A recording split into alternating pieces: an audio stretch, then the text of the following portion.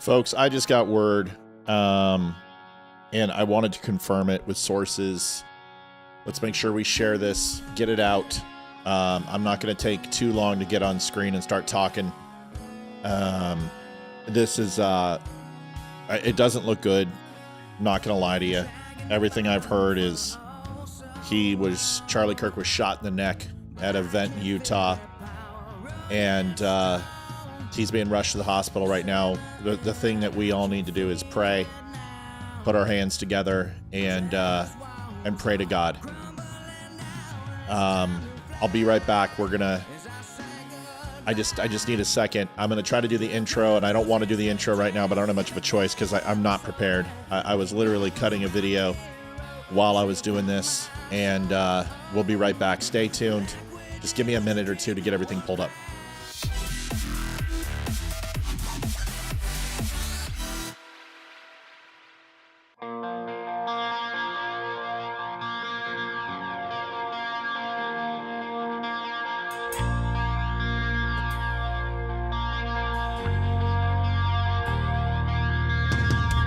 All right. Once again, sorry that I am not prepared in the slightest for this to go live right now, but it is what it is.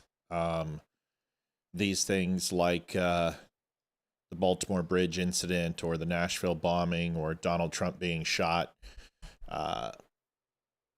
you're never ready for this. So we're going to do our best to cover it to the best of our ability.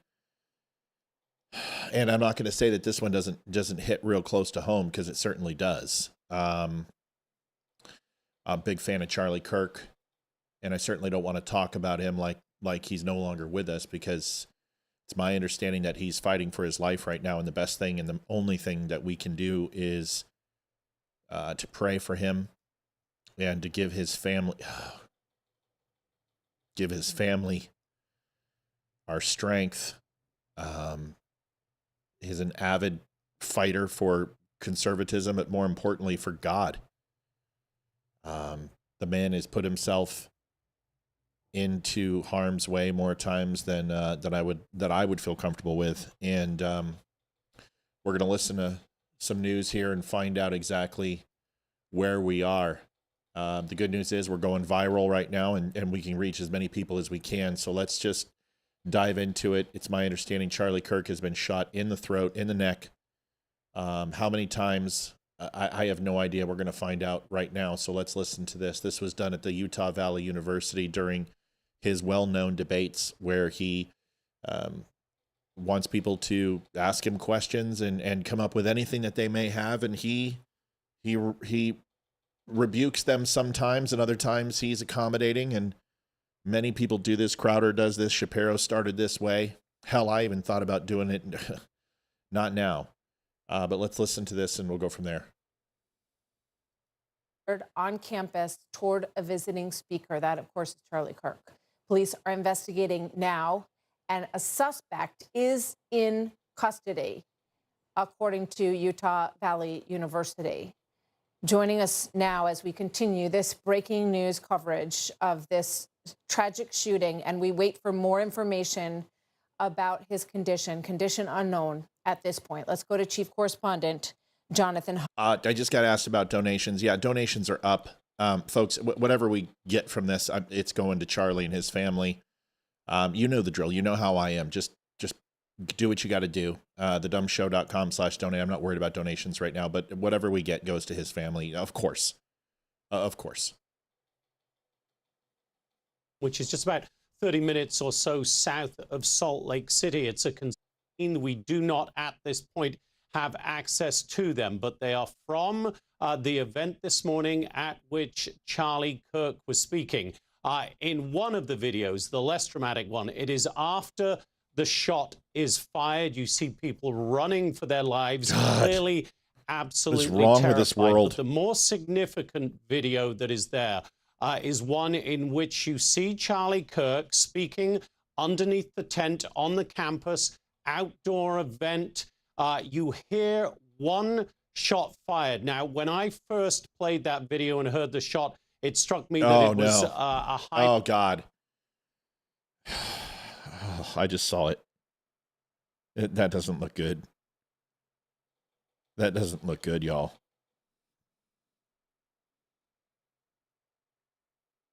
It's being pulled down everywhere. It doesn't look good. That looked like a high-powered shot. It at first glance, it was very quick. Let me just see. Yeah, that's not good. That's not good.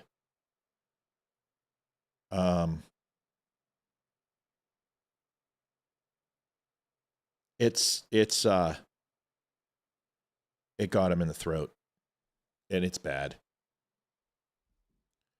God, yeah, the people laughing right now. It's okay. Those people will have their own time. I'm gonna go ahead and I've got the video. I'm downloading it now. It was just sent to me. I'm downloading it now.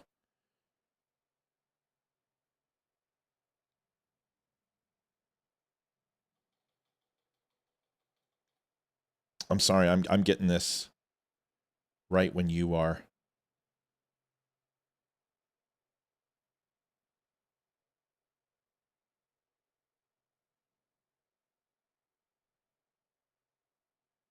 It was a man, older man. I've got his picture. Fucking liberals. Fucking liberals. I'm downloading the videos right now. We're going to watch the rest of this, and I'll play them in the smaller window. Shot, it would appear, from some distance. And it appears, and I again say appears in that video, that Charlie Kirk is hit directly by that shot. We know he was hit. We know his condition is unknown at the moment. That is all his representatives are saying. But it is a deeply disturbing scene when you watch that video. We now await for word, obviously, on Charlie Kirk's condition. But yeah, for the people who are saying stuff, just ignore these people. These people are inherently, they've lost on life. They have no idea. They have no happiness. They have no joy. They like most sociopaths, they feed off of other people's pain, and levity makes them feel uncomfortable. Pray for these people. That's all you can do. You can't reason with them. You can't negotiate with them. All you can do is pray for them. And the funny thing is that makes them even more irate and frustrated. So, it's not your job to fix these people because they're unfixable. Their family couldn't do it. Any interaction with love or care didn't do it. The only thing that these people have are incredibly deep and desperate holes in their hearts, and only God can fix that. So they have their own issues. Yeah, that's it. That's it. Yeah, Joshua Silvis, you're going to burn in hell, and that's your choice, and you decided it. So good for you. As you will hear from Jason Chaffetz, for everybody there, it was a stunning and terrifying moment. And all we can do right now, Martha, is await word on Charlie Kirk's condition. You're looking there at the tent. I believe that is video from today. That is the precise position in which he was sitting when we saw the video of the shot being fired. He has drawn great crowds over the years wherever he has been, Charlie Kirk, a very popular and very influential figure in conservative circles. He played a major role in the Trump campaign in the last election, credited with literally turning out millions of votes on behalf. Right now, it's nobody else was hit. That's my understanding. The man is in custody. It's an older gentleman, looks to be in 65, 70, balding, fairly small.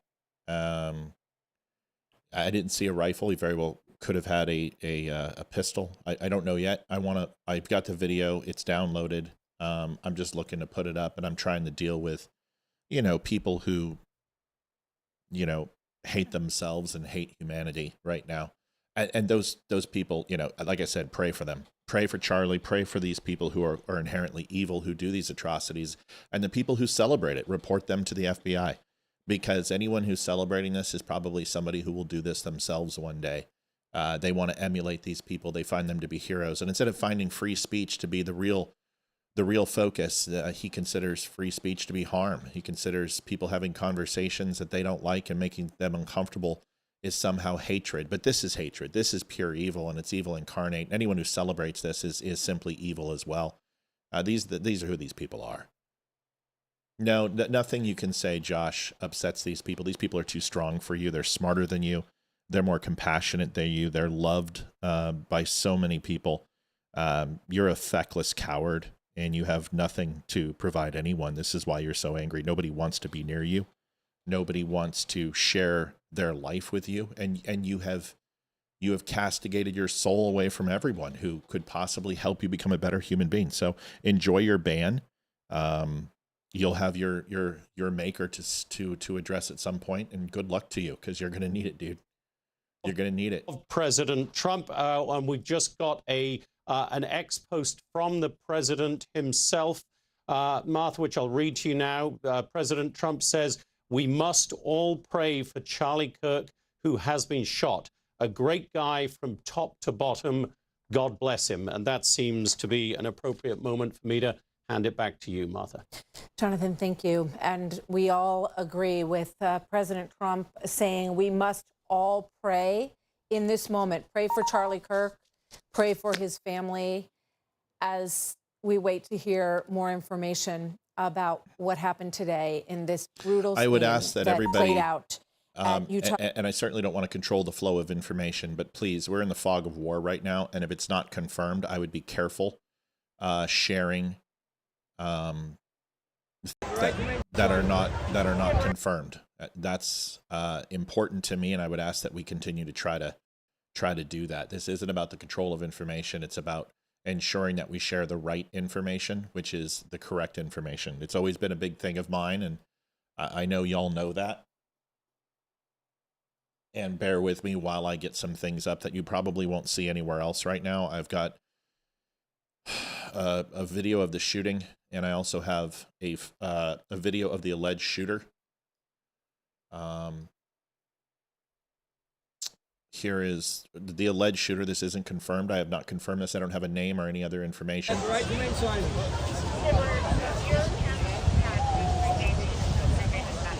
Looks to be an elderly gentleman, 60s, 5'10", 160 pounds, 165 pounds, maybe a little bit less.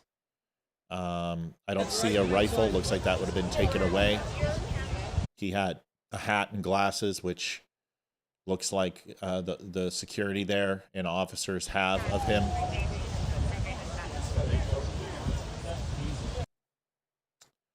An absolute coward. I have the video of Charlie being shot, and you know me, I don't feel great about showing this. This is not AI. This is 100% confirmed. I just need to run the audio first and check it before I play it. Counting or not counting gang violence? Great. That doesn't sound like a handgun. The report is significant on that. It looks like it was from some distance. In this shot, I don't see the perpetrator. Had a white hat, his shirt. This looks like it was done from at least a distance, and it sounds like a high-powered rifle to me. I'm going to play it, and I might get a strike from this, but I don't care. This needs to be seen. It is in the neck, and it looks to be here on the neck in this area. It doesn't look to be straight through from the spine, but it does look to be slightly off center, which would be to his left. I am going to play this, and viewer discretion, obviously. But it's important to give you guys the news while it's here and available. Counting or not counting gang violence? Great. That's a high-powered rifle. I think the sheer impact in his body, his reaction, the sound, the report. If Tommy Cawthon is on, if any of my friends who are experts in firearms who know him like I do, please let me know your thoughts from the report. You can see it picked him up and moved him, and you can see the blood is immediate. It obviously hit arteries, and the blood is significant. It immediately comes out and goes down his shirt. I'm not an expert in assassinations. It looks like the shot was reported from over here. There's some elevated positions here, would make sense, and some foliage where a shot could be taking place, which leads us to believe that it's not a single firearm. The report would have been different if it was up close. That report and the crack that you heard is a proximity shot that's very close. And I once again am not going to sit here and tell you that I know the prognosis, but I would tell you from seeing wounds like similar to this and having friends who went through things like this, that this does not look good. This does not look good at all. We simply can pray that it did not hit his spinal column. We can say that it did not hear major vascular damage, but it appears to be a high-powered rifle in the neck is one of the worst wounds that you can suffer from. They have not said whether it hit his jugular or arteries, but it looks to be such to me. The amount of blood flow that came from that wound was instantaneous. The sheer amount of blood that I saw from the original impact is that it did hit major arteries and jugular. And if that's the case, then the worst can be realized here. This is not easy for me. Charlie Kirk is someone who I don't know.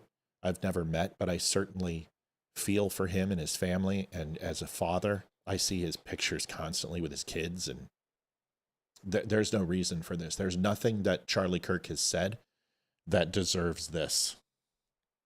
I'm live right now, buddy. If you want to come on YouTube, I'm everywhere, okay? Mikey, can you hear me? Mike, can you hear me? I'm live, dude. I'm live right now. Sorry about that, folks.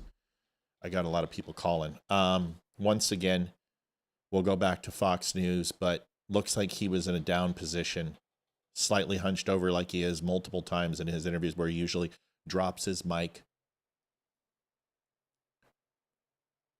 And he comes up. And when he comes up at that point is when the shot's taken. So the person was waiting for a kill shot. It looks like he's shot here. Microphone comes down.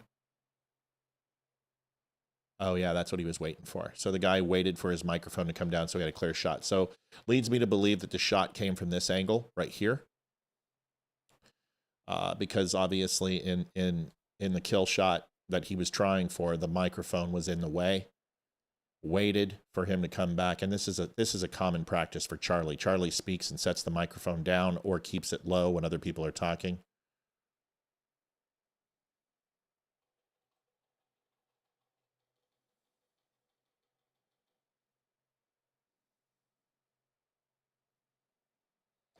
So the shot comes from there. Yeah, and it immediately, it moves his whole body. Oh my God, people. What have you done? You know, this destroys my soul, man. I thought Kennedy, we would have learned something from Kennedy and King and Reagan, and we haven't learned anything. Our society is on a downward spiral. I am hoping and praying that he can come out of this. Posting. I'm hoping, but I am just waiting for the worst news. Martha, I just got this from a White House official. I'm told the Situation Room and the National Security Advisor, Marco Rubio, who's also serving as the Secretary of State, are both actively engaged They're monitoring this situation, and they are in contact with state officials. So you've got the Situation Room here, and Rubio looking actively into what is going. Carrie, just from preliminary looking at the shooter's perspective, that he came from the left and where the shot came in, and that's not good. The shot coming in at an angle like it did, if he was on that raised platform parking area, then the round came in here and would have exited somewhere in the back, and that's not good for spinal column. That's not good for jugular. There is just getting hit in the neck is one of the worst possible places you can get hit besides the head. Everything's bad.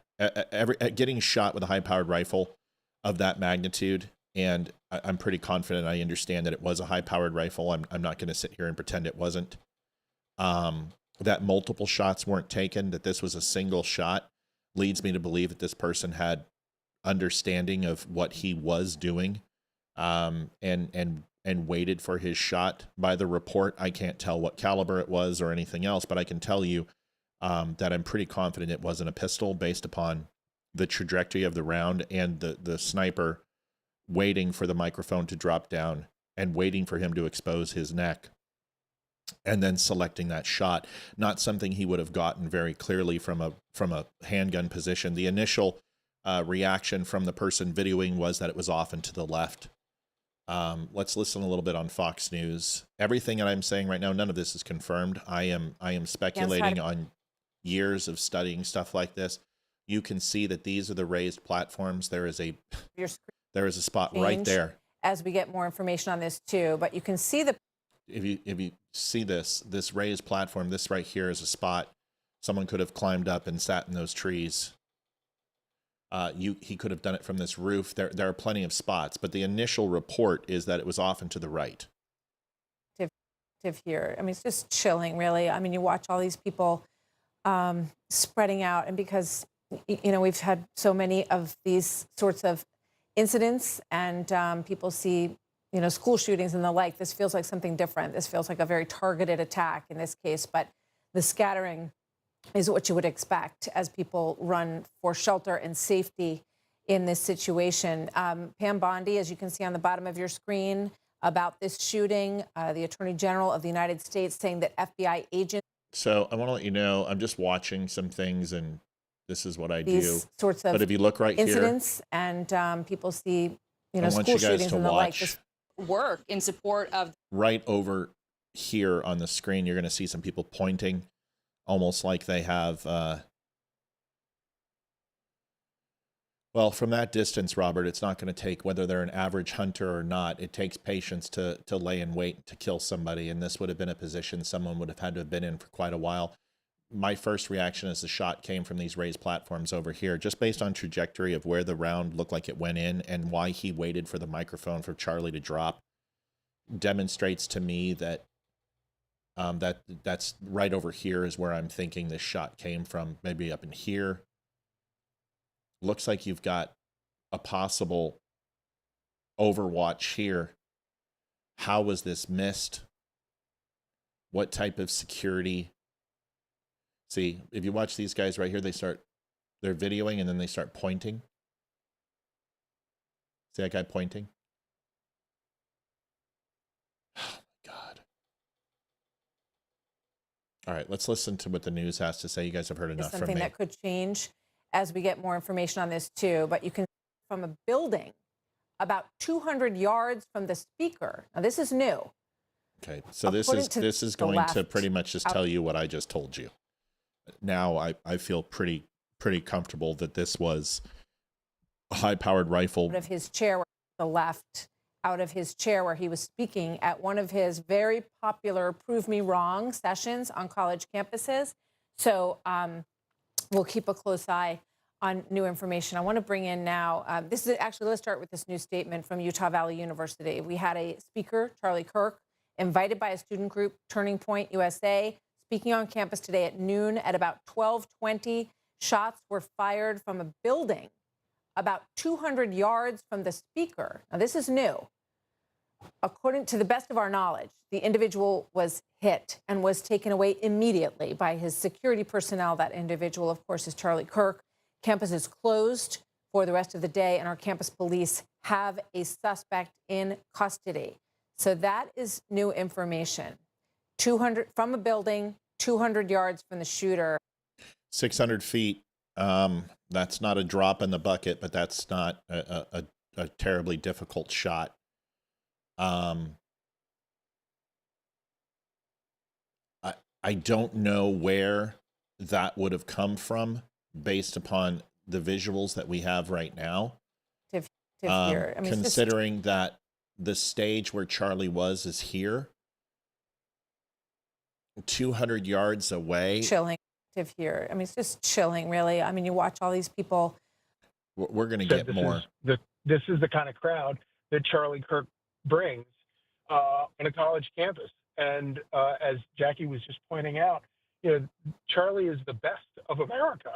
Charlie is the kind of guy that likes to talk, likes to engage with people. And they have the shooter in custody. He's an older man. I put up his picture a few seconds ago and the video of him. God, yeah, I mean, I know, like, the person in me who runs a site is like, I've got to get some stuff up on Facebook. I don't even care. Yeah, I'm just going to do the live and try to have a little bit of scruples and morals. People are going to profit off this, and I'm really not, just like Trump's assassination attempt. I have no desire. This is the accused. This is the person who looks to be the assassin. He was mumbling to himself, uttering things to himself. This is Utah. He looks to be 65, maybe sub 70, 5'10", 5'11", 160 some odd pounds, a very average, typical looking human being. There's not massive sunburn on him. I'm assuming that it must have been fairly warm out in the sun. If he was in a nest position, this is not the president of the United States. This is Charlie Kirk. This is somebody who has security, but not an incredible amount of security.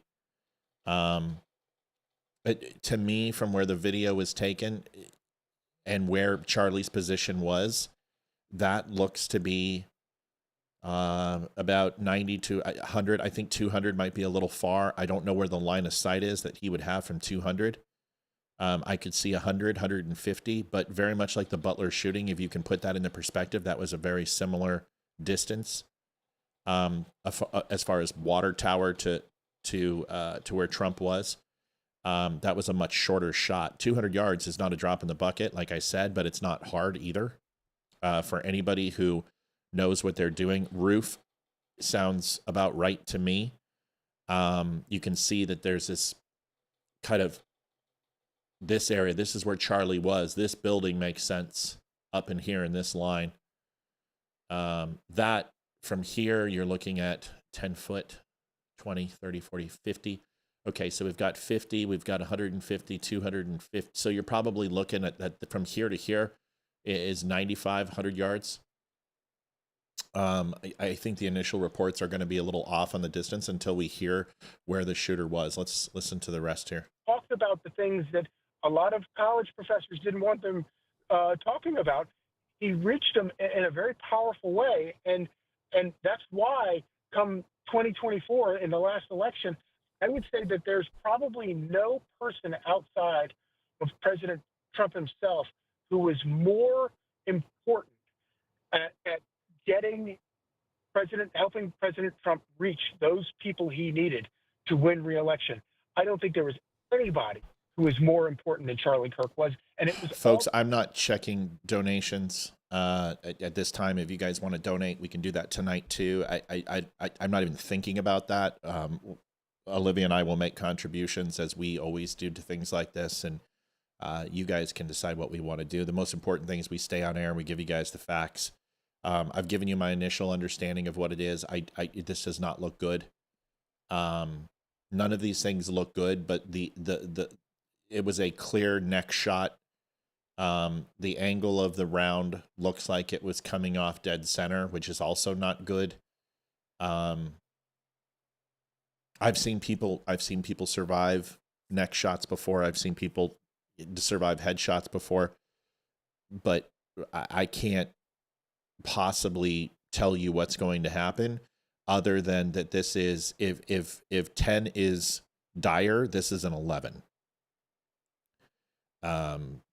The sheer volume of the round coming in is high-powered rifle for sure. At that distance, that thing is going to be traveling at pinnacle speeds. There's going to be no depreciation in its velocity.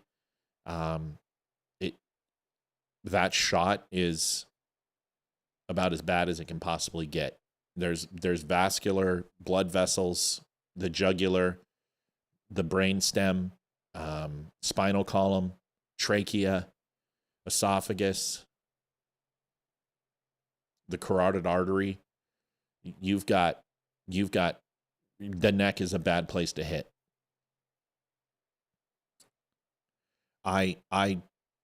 Aaron says, I've seen a couple posts saying he's gone. I would just ask, the way that people are talking right now, I'm hearing was. I think we need to prepare ourselves that he's not going to live through this, because I'm not a betting man, and I'm certainly not a doctor. But I've seen wounds like this before, and the velocity of the round and the trajectory of the round is not good. I think 223-556 is very possible, but I also have to look at the magnitude of the impact is possibly a 308. I mean, this has some movement.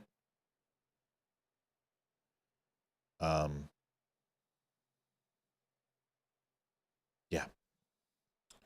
Let's listen to the rest.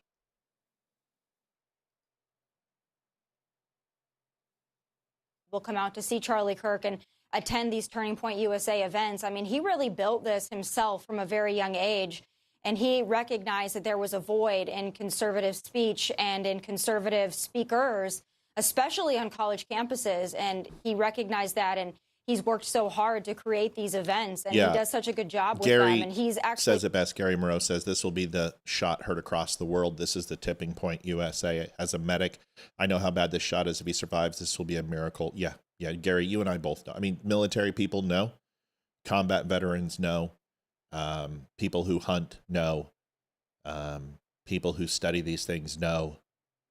This is listen, prayer works. And he needs our prayers. So I would appreciate if we all just take a second, and whatever we're doing, whether you believe or not, no matter what your faith is, I still don't know how to lead people in prayer.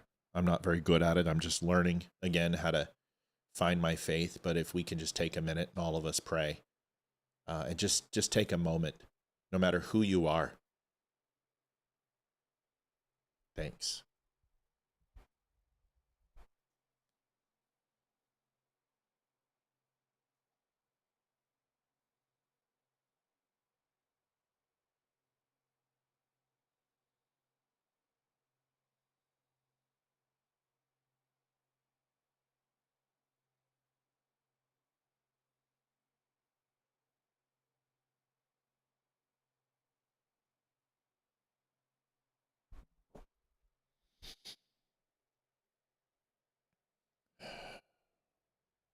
Yeah, I don't know what to say, y'all. I don't have the words. I don't know Charlie Kirk. I respected his mind. I didn't always agree with him. We didn't agree in the Arizona election, and I challenged him quite a few times, and that's okay, because that's what it's about, and he didn't acknowledge it. I was on a podcast with him for a short period of time. In fact, I was his follow-up. He came on with Jason Shepard, and I was in the green room when he was in there. That was it. Didn't get to meet him. Didn't get to speak to him. But what I would have told him is that I admired his courage, and I admired, how he was able to always relate things to God and had a child's faith, and that was amazing.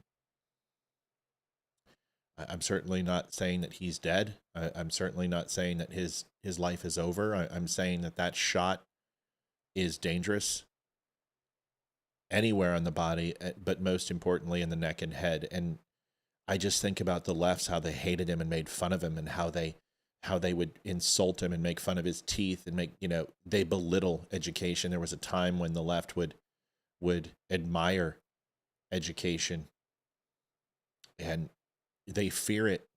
They fear conversation. They fear dialogue like this. And people wonder why I constantly carry and I constantly protect my family, and I'm paranoid as hell. Hold on. Broader scale, do you think it's going to kind of cause an uproar or anything?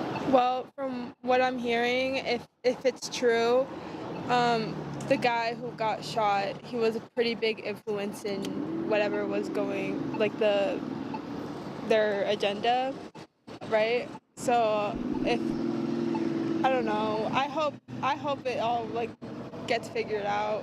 What? And I really don't want this to happen again.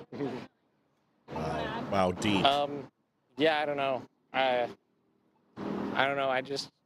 From what I heard, it was a sniper from a long ways away. So I don't know. I think the focus of this should probably be on probably some sort of gun control or something like that. Oh God! Yeah. So that Sorry, did things you like just this can't- find the worst fucking people to talk to, Fox? These are the people. The last time I checked, guns don't do this on their own. It requires somebody. I'm not going to sit here and listen to these fucking idiots who are getting an education that is completely worthless. The one guy is smiling, and she is, laughing. It's just an idiot. You just saw someone get murdered for their opinion, or pardon me, attempted murder for their opinion.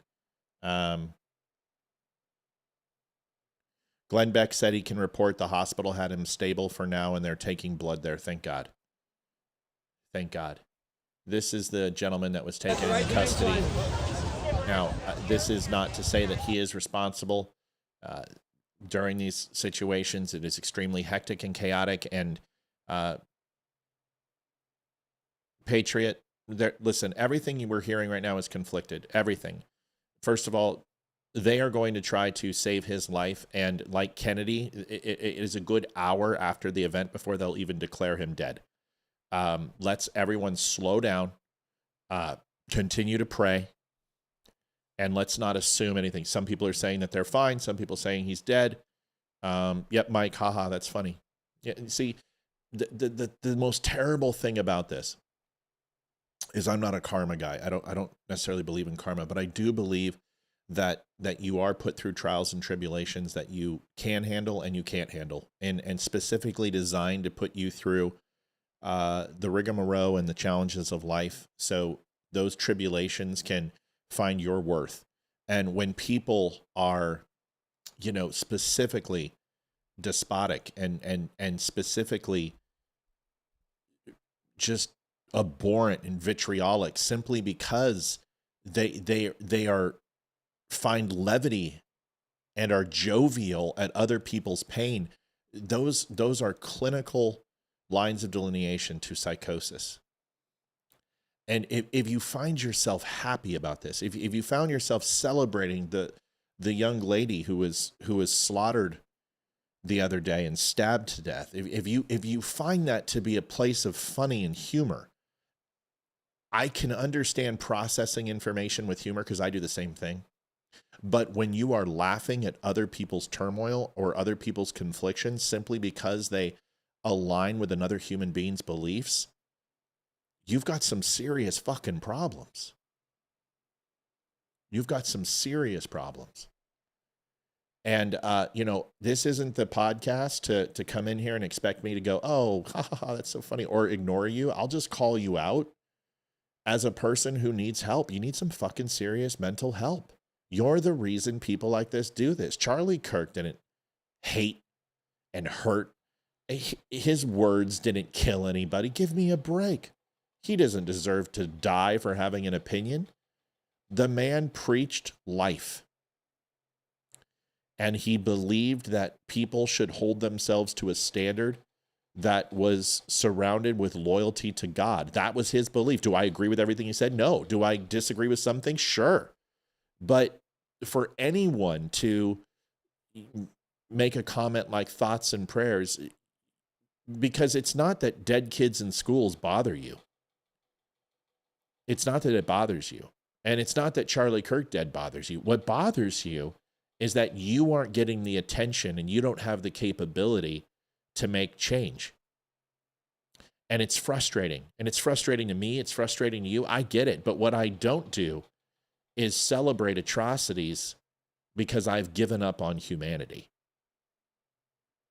And if you're that person right now who's in these comments, and there's people here who are literally torn apart over this because they connected with him in some way, you're just as bad as the shooter.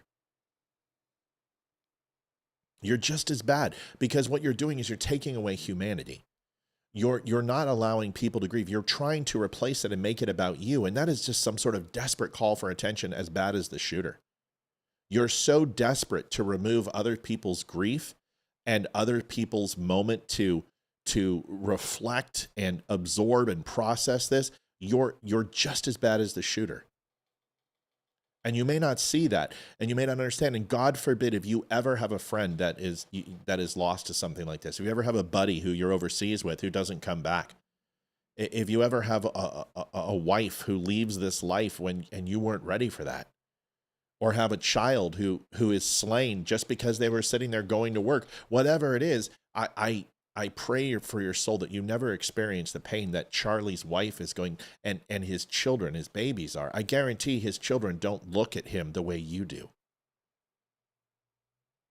You've got a lot to learn about life, and it may be funny for you, but you have to ask yourself the question as to why.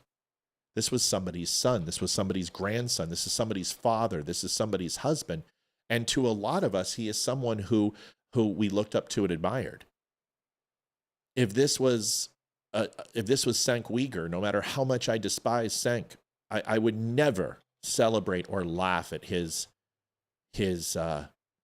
demise or somebody attempting to try to kill him. I would never, ever celebrate if something happened like this to Joe Biden. But yet we consistently see the left do what they always do. And you stoke this. You create this. You let people know there's people who are watching and listening to you right now and listening to your words, and they believe that you want them to continue this type of work, that this result is something that people want. And there was a time and a place where this paused the world, whether it was Kennedy or whether it was Reagan or Donald Trump, that it would stop and we would reflect, and 9/11 took place or Pearl Harbor took place, and we wouldn't celebrate these things. We would stop and we would wait, that we would feel our own mortality and find a calling to at least slow down the rhetoric. But you people, you want it to increase. You want more of this. This is what you want. And you are inherently evil.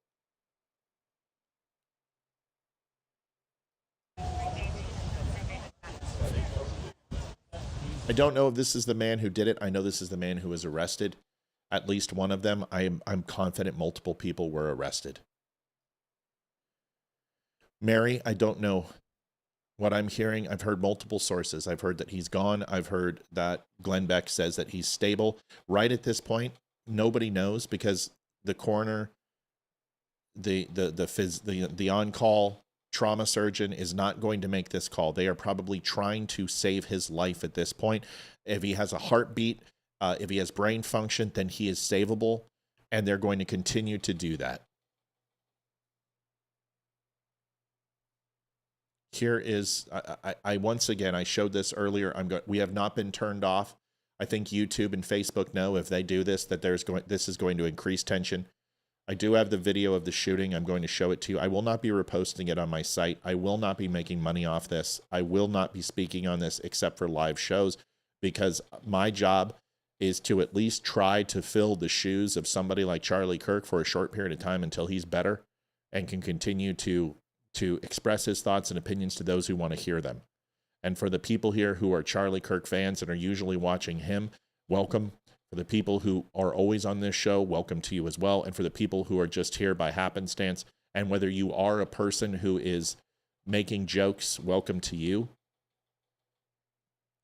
This is just as hard for us as it is for you because we don't know what's going on. But here is the shot. I'll explain it to the best that I have. This is an off-center angle. This looks to be at about a 30-degree angle from center. Dead center is this line here. This position is filming from what would be Charlie Kirk's right. Charlie Kirk is right here in this tent. You will hear a report, a single gunfire. You'll see Charlie Kirk. He'll have his mic here, and it is blocking where the intended shooter wanted to, and he was slumped over, leaning forward in this position. The shooter waited for his mic to drop and for Charlie to rear his head back a little bit and sit up straight. Charlie Kirk does this often. He's usually chewing a throat lozenge or a piece of gum. And he has his coffee always, and he has his mic, and it's laid down in front of the table. Whenever he's not speaking, he allows people to speak, and he puts his mic down. Sometimes he holds it when he knows he's going to say something. But at this point, he brought his mic down, and that's when the shot was taken. You will see an immediate reaction. His entire body convulses. It takes the impact of the single shot. The report is very quick. There's very little spaces in the report. And you can hear it reverberating through the hall and this little concert hall down here, which is an open concert hall. We'll watch it in full, and then I'll break it down. Counting or not counting gang violence? So I know this is troubling, and I know this isn't fun to watch. I will tell you there's a few things, is that you can see Charlie, he's forward, and he reaches to almost like put his mic down, but he doesn't. He keeps it in his lap, which is common. And the reason how you know the shot did not come from this original angle from 30 degrees or dead center is because the microphone would not have been in the way. The only way that the microphone would be in the way is a shot coming from this angle, which makes me to believe that the shot did come from there, and the report tells us the same thing. And the camera person moves the camera in that angle, and most of the heads in the audience turn the same way. The moment he puts down the mic, you can see the shot takes place. This person waited. He had him in view. This person obviously was using a scope because he knew exactly the moment that the mic dropped. That opens up the kill shot. And my biggest concern is it hits him in the throat, which would be the left side of his throat here. And it is coming in at another angle. It's pretty much opposite from dead center. So another 30 degrees off center is what you would assume. And if that comes in, then you're talking about there's arteries, carotid artery, jugular, spinal column, brainstem. There are so many areas in that neck that are dangerous, and blood vessels that are just make it impossible. You can see when he gets hit, his arms go up, and I don't believe that he was bringing his arms up in a defensive position. I believe, honestly, that that's a reaction from the actual kinetic energy of the round, and he immediately slumps over. These things are not good. And then you see that they all move to the right-hand side over by these trees. This is where I thought the initial shot took place, somewhere over in here or on the top of that building, and that's where all the heads went. Everybody's heads turned that way. I am going to show it one more time. Counting or not counting? I think it's a 308. That's I've put thousands of rounds of 308 downrange, and it just it's the impact. It just, and it could be a modified AR 308. We don't know, but it sounds like it just, listen, it's the same thing when we did Butler, and I told you what I thought, and it wound up being right. And any other type of these situations, it's the profile. That's just what it sounds like to me. But oh my God! Go run! Oh!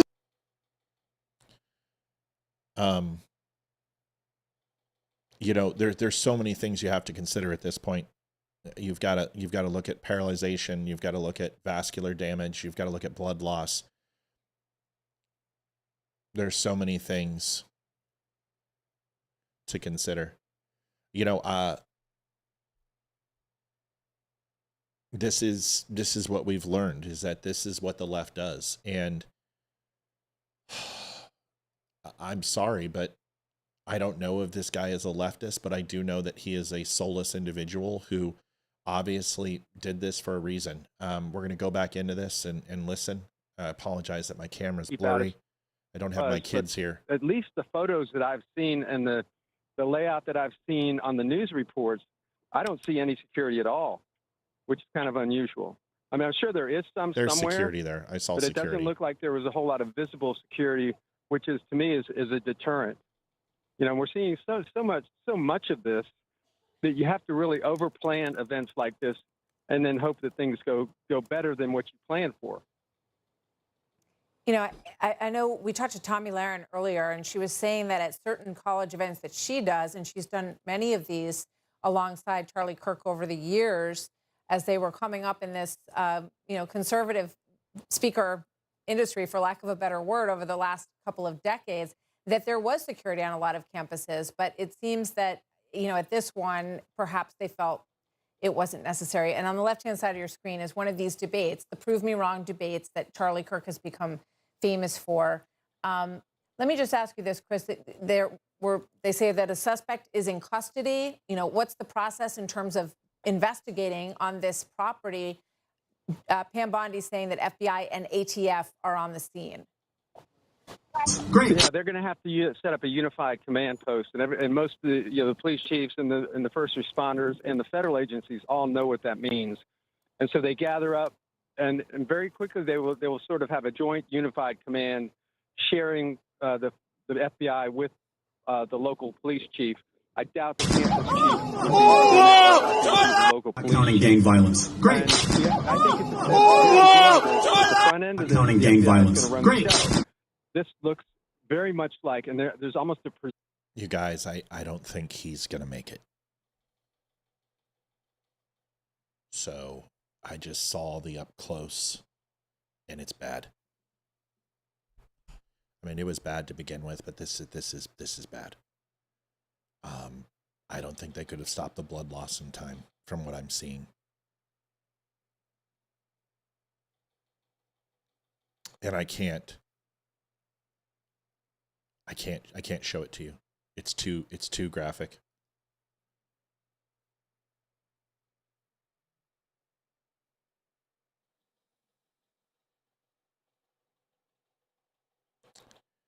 I'm getting the name of the shooter. People are sending me information, and I respect you and I appreciate you, but I can't put that on the air unless I know. I think he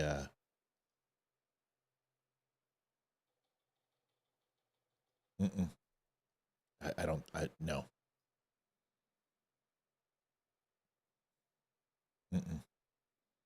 It's too much. I can't put that one on. All I'll tell you is that I saw a shot probably 10 yards away, and the amount of blood that I saw in his reaction, he was lights out. And it to me screams of a brainstem or spinal cord shot. And I appreciate the donations. I do. Donations are going to go right to his family. So if you guys are going to donate, please do that. I appreciate you, Tamar. Thank you.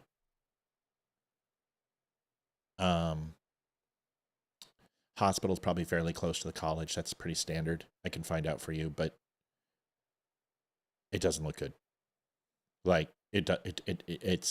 I've physically, this will be the second time in a row that I've wanted to throw up over witnessing something. The first was the stabbing of the young lady, in Carolina. Yeah, I'm not going to stop saying it. I'm sorry. That's my job.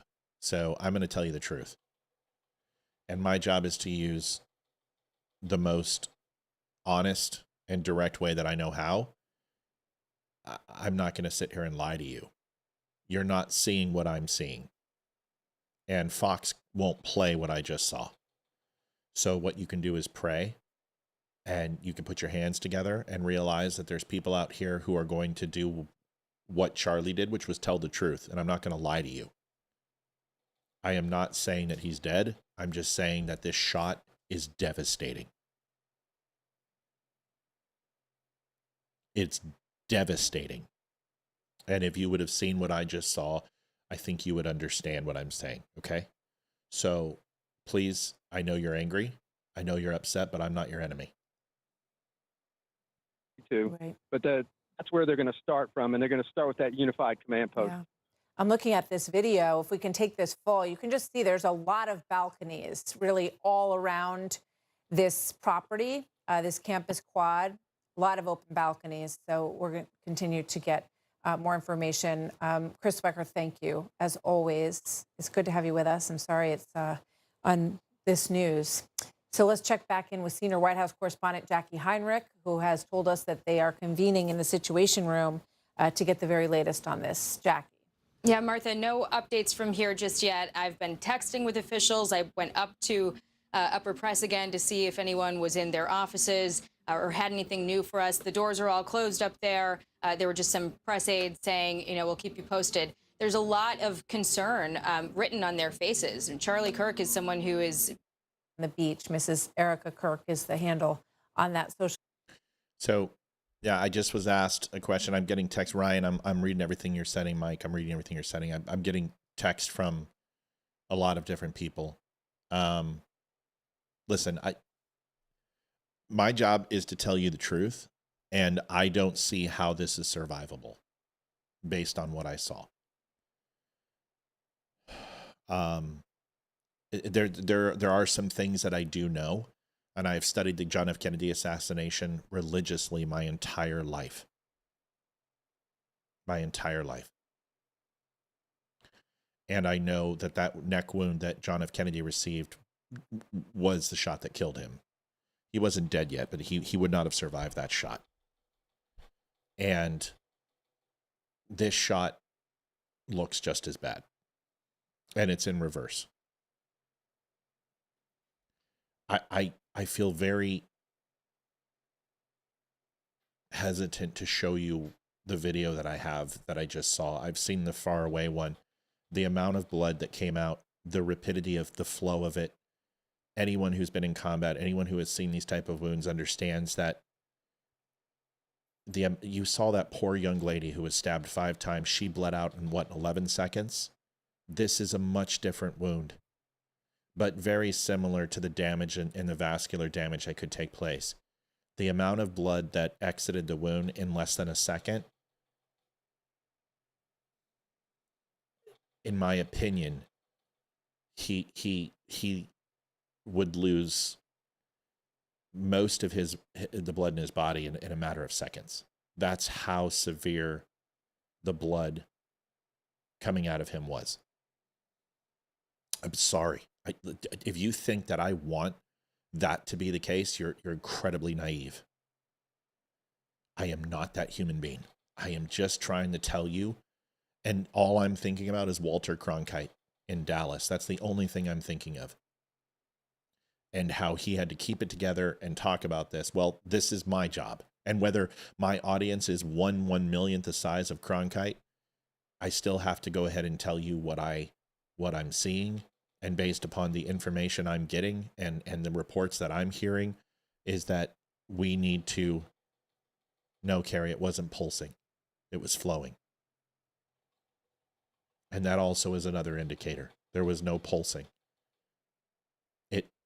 It hit and it gushed out.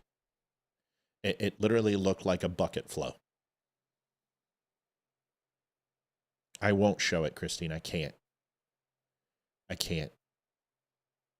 can't show it to you. I won't. I'm just telling you that he lost so much blood in a matter of 1 or 2 seconds just from sitting upright to... And he was, I hate to say this, but the veterans will know this looked like an apricot shot.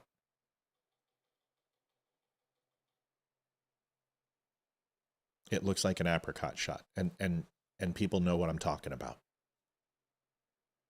That's what it looks like. And an apricot shot it just turns your lights out. It hits your brainstem and you're done. You're out. And that's what it looks like. He lost all motor function. He completely slumped in his seat. He literally, his body seized in the position that it was.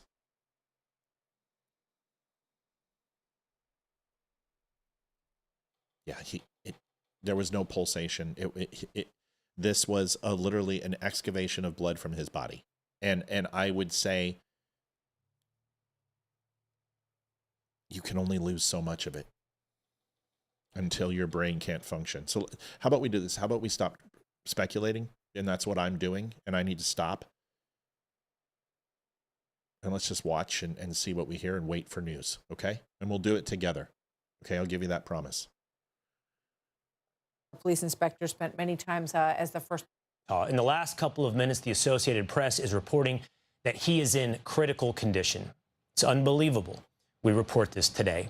How do you do a show when you talk about a man who you were texting with yesterday, who was here with us on this show 24 hours ago? The only answer is you do not do a show. You be a human being.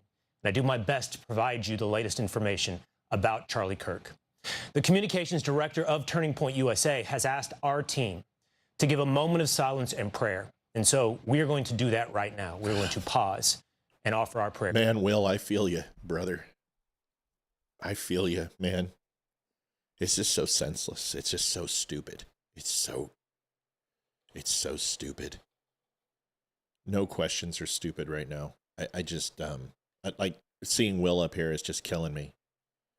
Because these guys know him, you know, and my relationship with these guys is that they're peers, whether they know that or not about me, and they're still a peer. You know, my show is not some small time podcast anymore. I mean, we're known and we get recognized in public. Yeah, Mike, I know. I just, yeah. Some people are watching the video and they're seeing it. This isn't good. And warriors know. The warriors who are watching, they know. You know, and that's it. We had a moment of silence. I don't have a problem having another one. In this moment, you can pray for Charlie Kirk. President Trump is among those speaking out, writing on X.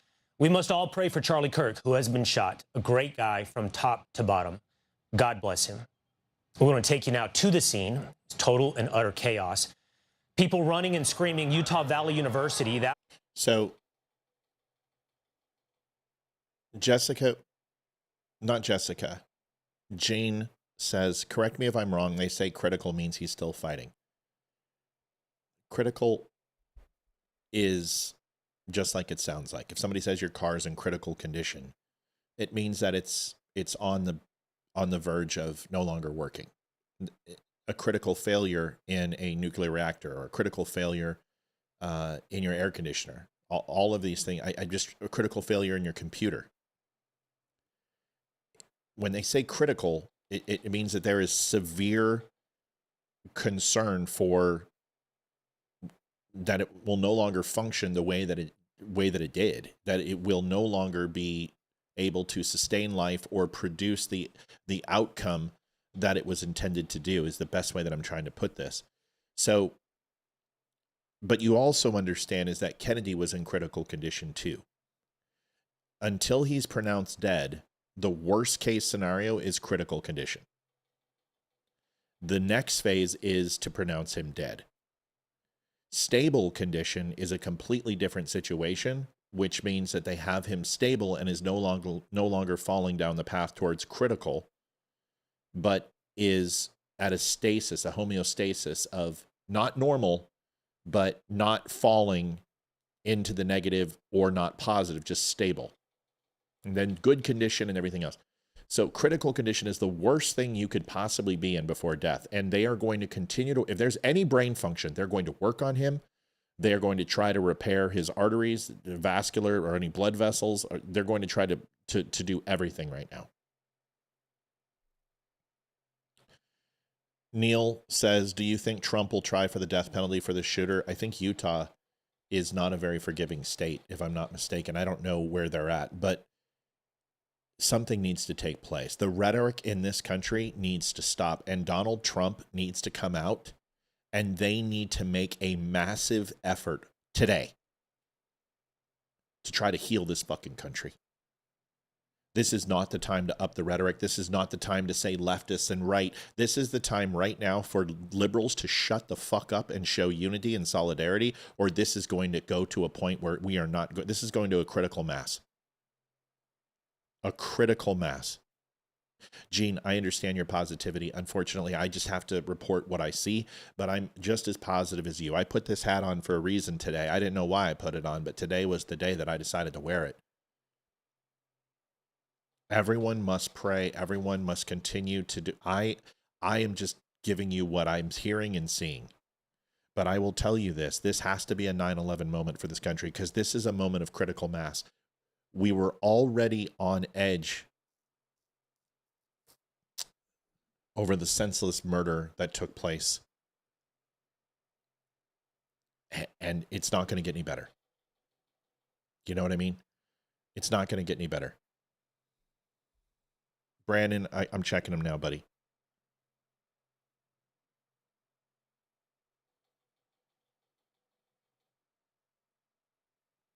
Thanks, Brandon.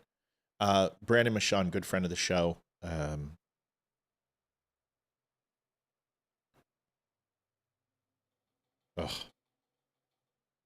Tell Kelly we love her. You can donate blood. You can go to your local American Red Cross. You can go to your local hospital, local schools.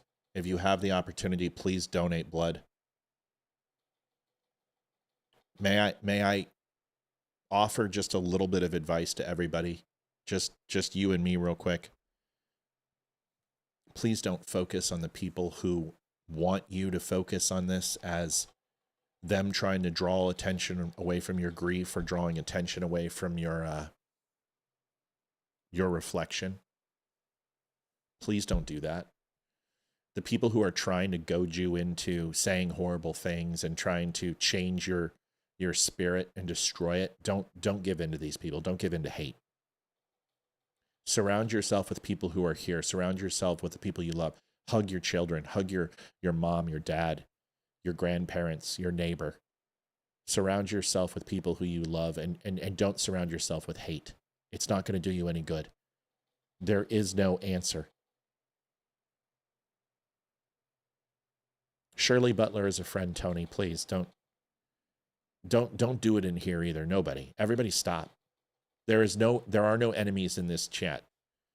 These people are all Republican, and there's going to be a few, and those people don't deserve your breath. They don't deserve your mind. They don't deserve your spirit. Remember, nobody can control your emotions. Only you have the power to do that. Nobody can change who you are. Yes, I've got some information. But right now, what I want from Donald Trump is I don't want vitriol. I don't want snark. What I want is Democrats and Republicans together to get on that fucking stage and take some ownership for what they've created. I want the media to take responsibility for what they created. I want every show that has Republicans versus Democrats to be canceled.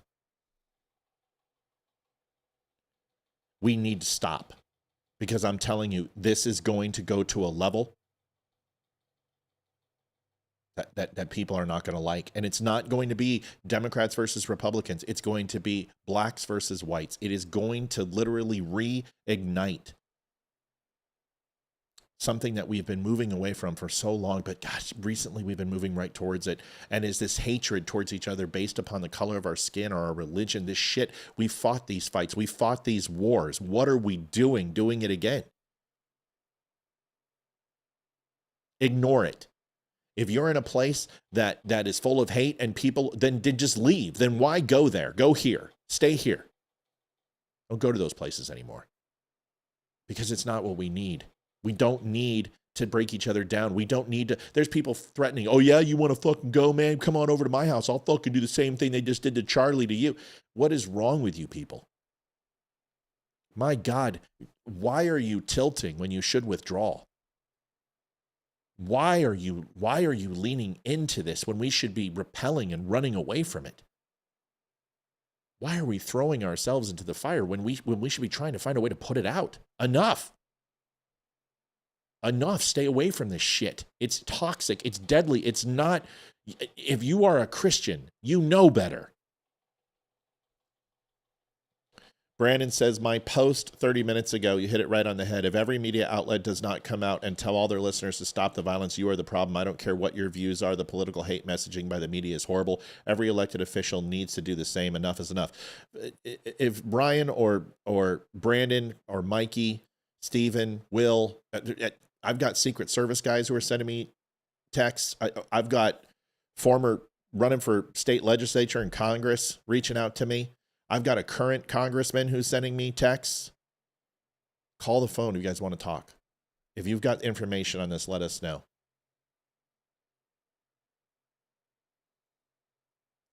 It's them against us if we make it that way, because there are people here who don't believe in this, and there are people on the left. Please don't allow the 2 to 7% of the people on Twitter and Facebook who have nothing to do with your neighbors and your friends who are liberals. Please don't go ahead and castigate this on them. It's not them. There is a very small demographic of people who are purposely, like Brian Krasenstein and the Brooklyn Dead. These fucking people are going to make money off this. They don't know Charlie Kirk. There are Republicans who are going to try to make money off of this. There are people who are going to make shirts over this. These people must be castigated out from our script. Do not give them power. Do not give them life. Because it's just going to happen again. And maybe next time it's Donald Trump. If you want to call into the show, 276-200-2105. I'm listening. I'm here. I'm not going anywhere. My wife just got home. We're here. I know Olivia is going to be not happy. How could anyone be happy? Livy? Come here. We're live. You remember Charlie Kirk, the guy, a political commentator who always does talking, and you've seen his stuff. Hold on.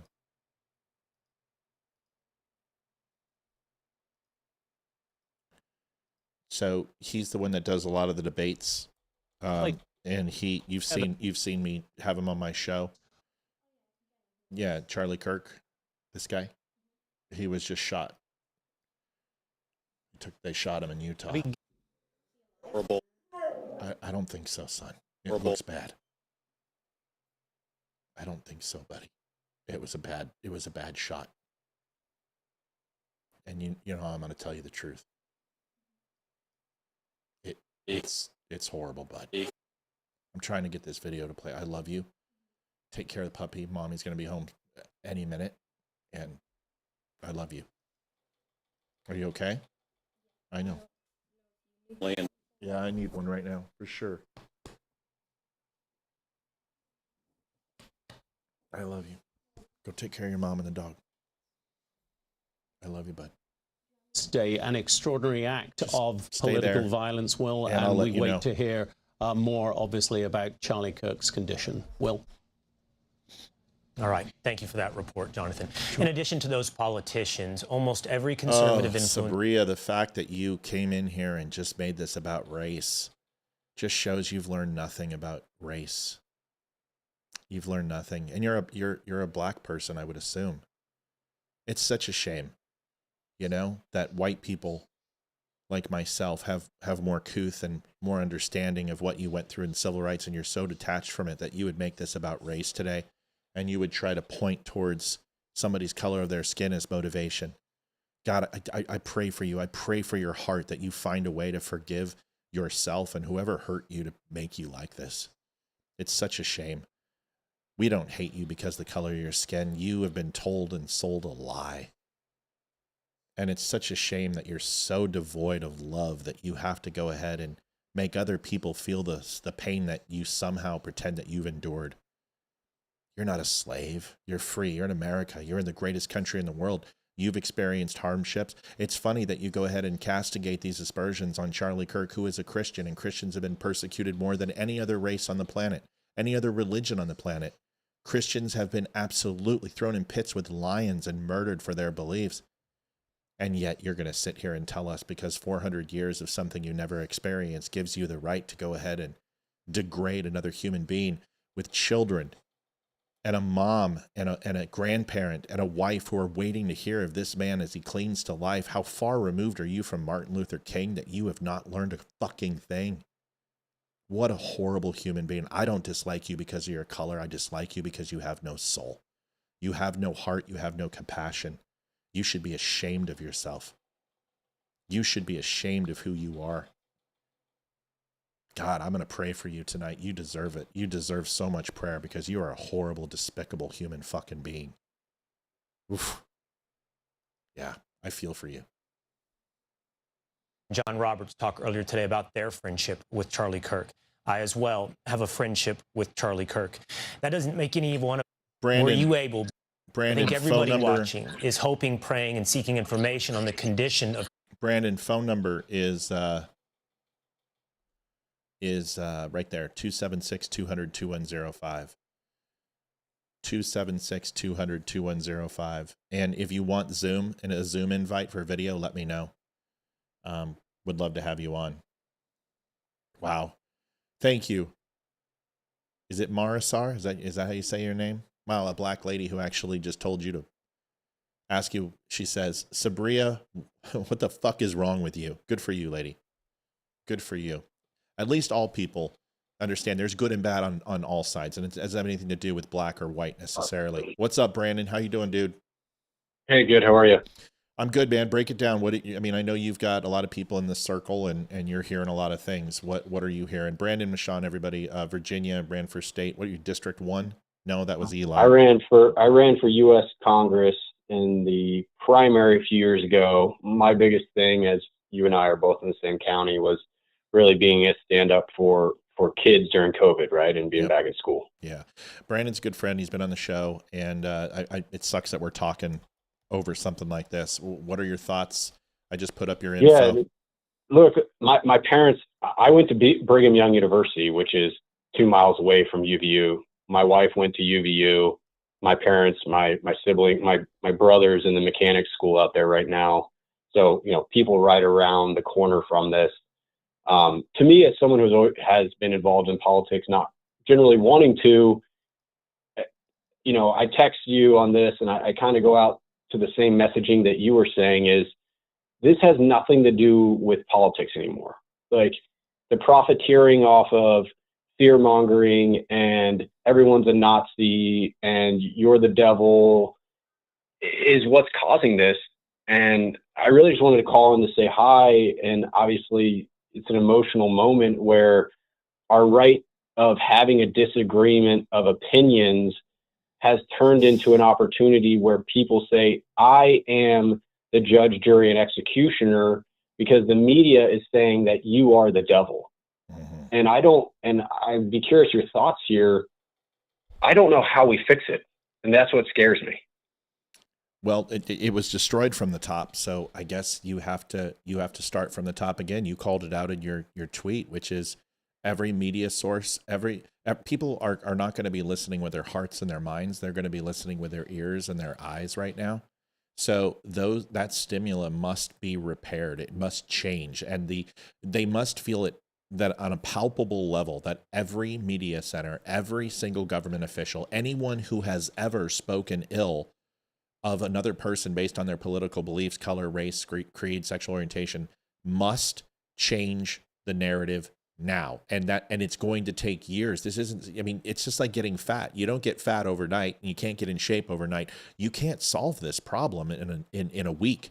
We have to survive the news cycle, and it's got to be pushed down as a change that starts today, a unification in this country. And if it doesn't, Brandon, this will go to civil war. This will turn into a George Floyd. This is the civil rights movement for white people. I hate to say that, but this is going to change things. And in my opinion, 20 years from now, this will be looked at like a Rosa Parks moment for our country. And I know people are like, there's no way that that's true, but man, you can feel this. There is a very massive amount of hatred for white people in this country. And I'm sitting here watching it, and I'm just like, I feel absolutely powerless and not know what to do. What are your thoughts on that? I agree. I I would love to believe that 99.9% of human beings are good natured, right? I'd assume you agree that as well. Yeah. That most people are not bad people, but in a world where we are, at least locally here, not to change the topic anyway, locally here, suspending students for not wanting transgender people in their bathrooms, right, who are being filmed, and those children are made the martyr. How are you supposed to react when you feel like you should be able to go and speak up? And now at any political, this is the fear that I believe, and I don't want to call it left, right, or center. This is the fear that the people who want to destroy this country want. They want you or me or any other American. This has nothing to do with race. You said it a second ago. It does not matter where you're from, I have friends. I'm friends with a guy at 7-Eleven who's Pakistani, and we talk every day. It has nothing to do with his race. He's just a nice person, and I talk to him when I go in there and get something. But the fear that we are going to have as Americans is, if you want to speak up, you are now fearful of your life to do that. Yeah. And that is what they are trying to do. Because if you don't agree with me, I never condone violence. I would never condone violence. But if I'm afraid to go out and speak on behalf of my children, on behalf of my views, you may disagree. I am now going to be afraid that you may do something violent against me because you were told by whatever voice in your head that is okay. Yeah. And what that is going to do to destroy America is it will completely, we've talked about this in the past, Matt, it is going to demasculate men. The men who would stand up, our grandfathers who fought in World War II, who were like, let's go fight, are now like, let me be the guy being driven, right? They don't want to be in charge. They don't want to be manly. And by that lack of ability to be confident is going to destroy America. I don't know if I'm articulating that you're right. doing great. I think it's actually, this is showing the precipice of the point is Americans are being desensitized to the fact that I don't even want to say the left, because I don't think that's even fair. Americans are being desensitized to the fact that what it used to be right is now wrong. And if you do not believe or agree with what's wrong, we will eliminate you so that becomes the new narrative. And I truly, I have a very, very bad disdain for politicians after going through the process, that none of the politicians care. What they care about is their own careers. And all of these guys are going to falsely tweet, we feel bad for Charlie Kirk, we pray for Charlie Kirk, but not a single one of them is going to stand up in a congressional meeting in the next few weeks and unify, as you said earlier, that we need to stop the narrative, because that narrative is what they need to get elected. Yeah. And that's what's going to destroy America, Matt. That is what's destroying America. Well, it's always politicians. And it doesn't matter whether we go back to ancient Rome, we go into Mesopotamia, you can go back to every part of history, whether it be the Huns or the Egyptians or the Persians. It was always the government. It was always people who assert power from the people. And politicians they've emulated this. They have set the standard for the way you treat your fellow man and women. And then they go and have lunch and go to their country clubs and they go to their operas as they rub shoulders and they pretend in this theater that they hate each other and that they despise each other. But then they all went to the same college. They all give to the same campuses. They all go to the same Washington National games, and they pretend, and they've set the standard for us to want to kill each other and hate each other and despise each other. And they are the cause. They're the ones who we are supposed to look to. And that's the scary thing, is that's why the worst possible thing we could ever do is call them leaders, because they're not leaders. They never were supposed to be. They're elected representatives, and they're supposed to emulate the things that we hold value and hold dear, and that's their job in Washington. You and I talked about this in my living room, and when you were asking me about the Second Amendment, and you asked my opinion on things, and I would tell you, I said your job is to not have an opinion on those things. Your job is to express the opinion of of the people you represent. And it used to be they were farmers. Yes. Right? They were the farmers who did 2 years and went back to farming. And now it's a career, and that career it's like being the CEO of a company where you will literally do everything in your power to keep as CEO, even if you destroy the company. And that's what scares me. And, not to take away from the travesty that happened to Charlie. And I hope, and again, I don't know if any of your listeners, I will just say this, I don't know if any of your listeners are in Utah. I saw a tweet recently from someone that was live like a couple minutes ago. They are running out of blood in the hospitals. If you're there, go donate blood. Like, I haven't heard any other news, but hopefully he's able to pull through. And I do agree this could be a moment. But the thing that scares me, and I don't want to take too much more of your time, is I want to know and hear your opinion of how do we fix it? And I know there's no easy way to do that.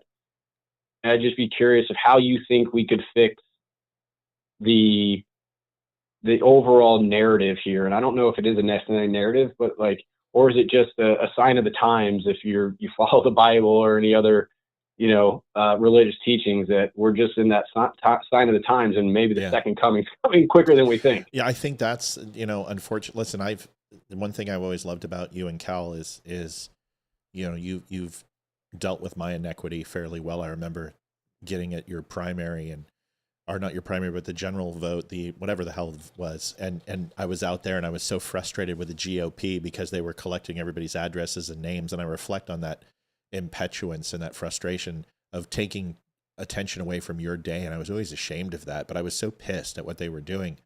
And I've reflected on that a lot. I've been going to church with the family, and we just started a few weeks ago, but it's given me a lot of reflection on trying to be more penitent and have a little bit more faith in the shadow that I cast, that I have to hold myself to a higher standard. And I think that's the answer, Brandon, is that if you walk outside of your house and listen really close and open your ears, open your eyes, open your heart, and open your mind, you won't hear anything about race. You won't hear anything about Republicans and politics. You won't hear anything about gay sex. You won't hear anything about transgenders. You'll hear the birds, you'll hear the wind, and you'll hear God. And if you look across the neighborhood, you'll see kids playing, or you see your neighbor washing their car, or, walking the dog. And we have anesthetized our emotions and our senses to only care about one thing, and that's that electronic device in our hand, and waiting for the next palpable, dopamine hit that tells us what we're supposed to feel and what we're supposed to know. And instead of focusing on that, maybe we walk outside and we listen to God, and we listen to love and our neighbor, because there is such a massive amount, an ocean full of the thing we're looking for to fill us, but we're ignoring it because we're locking ourselves in our homes and we refuse to feel. That's what needs to happen. So it's not some politician, it's not some guy like me, it's not you. It's people saying, I've had enough and I am going to get off this drug. And this is a narcotic. It is absolutely, 100%. It's addicting, and we are all addicted to it, and we are all slaves to it. And we need to break free of it. So, it's funny you say that, because my wife and I were just talking about it the other day, is like the endless scroll. Yeah. Right? Like the endless scroll, it will never end, and it will feed you the worst of humanity and the best of humanity if you want it to. That's right. But my wife always says, go out and touch grass. Yes. Right? Yes. And what we need as Americans, or just society, is to touch more grass. Yeah. And the sad thing about it is the keyboard warriors, which you and your show, you see all the time. Yeah. My wife told me, because I went and told her, and she immediately started, crying, because it's not that I know Charlie. I've interviewed over the years with a lot of those people, and never with Charlie, but the bigger thing is, what a horrific thing for a young person with a family who has never, and this goes back to Charlie, he could literally say he's against being transgender, but he always says violence is not the answer. And for someone to take those words because they think he is against, maybe he's, Christian beliefs, or that there's boys and girls, I believe the same thing. The sad part about where we are in society now is everyone's given an excuse for why they have, there's mental issues. There's no doubt there are mental issues in the United States, but now it's brushed away as that's normal. Well, maybe we need to go back to touching more grass and loving thy neighbor. And even if you guys don't agree on some social issues, being willing to sit down on your porch and eat a burger together instead of calling them a fucking piece of shit. Right. And acting like violence is the only way you solve that. Because maybe you guys both love Legos and making Legos, but you're never willing to talk to each other, realize you had some commonality there. And I'm using something because there's probably a pile of Legos in my office here. But anyways, I don't want to take too much of your time, Matt. I love you guys. Dude, you're a good friend and we love you. And I love having you on. You're not taking too much time. Before you go, I want to address one thing real quick. Is gentleman said, why did you upload that train scenario like that for? And he's talking about the young lady who was stabbed. And so your implication, this is the gentleman who said his name is Richie Rich. Wow, go figure. That's cultural appropriation, Richie. No, I'm just kidding. Why did I post that? For the same reason that I talked about George Zimmerman and Trayvon Martin and explained how George Zimmerman was absolutely in the wrong for what he did and should have faced prison time. And the same reason that I can call out George Floyd for his chronic drug use and his abuse of women and the horrible things that he did, but I can also go ahead and challenge that Derek Chauvin abused his position of power and did not protect and serve that day, because I can go ahead and do more than one thing at once. So if your idea is that I'm supposed to go ahead and not report on the news simply because it makes you uncomfortable, that's not what I'm saying. I'm saying be uncomfortable. Put yourself in a position that makes you question your inequity, but don't bathe in it. Don't have it replace love. Don't have it replace Christianity. Don't have it alter your view of mankind, because our religion and Christianity is based on love. And it's the only religion on the planet that focuses and makes it so focus on love. So yes, I will report bad things and I will talk about bad things, but I don't immerse myself in it. I can still hug my son. I can still look at my wife and not think about this stupid page.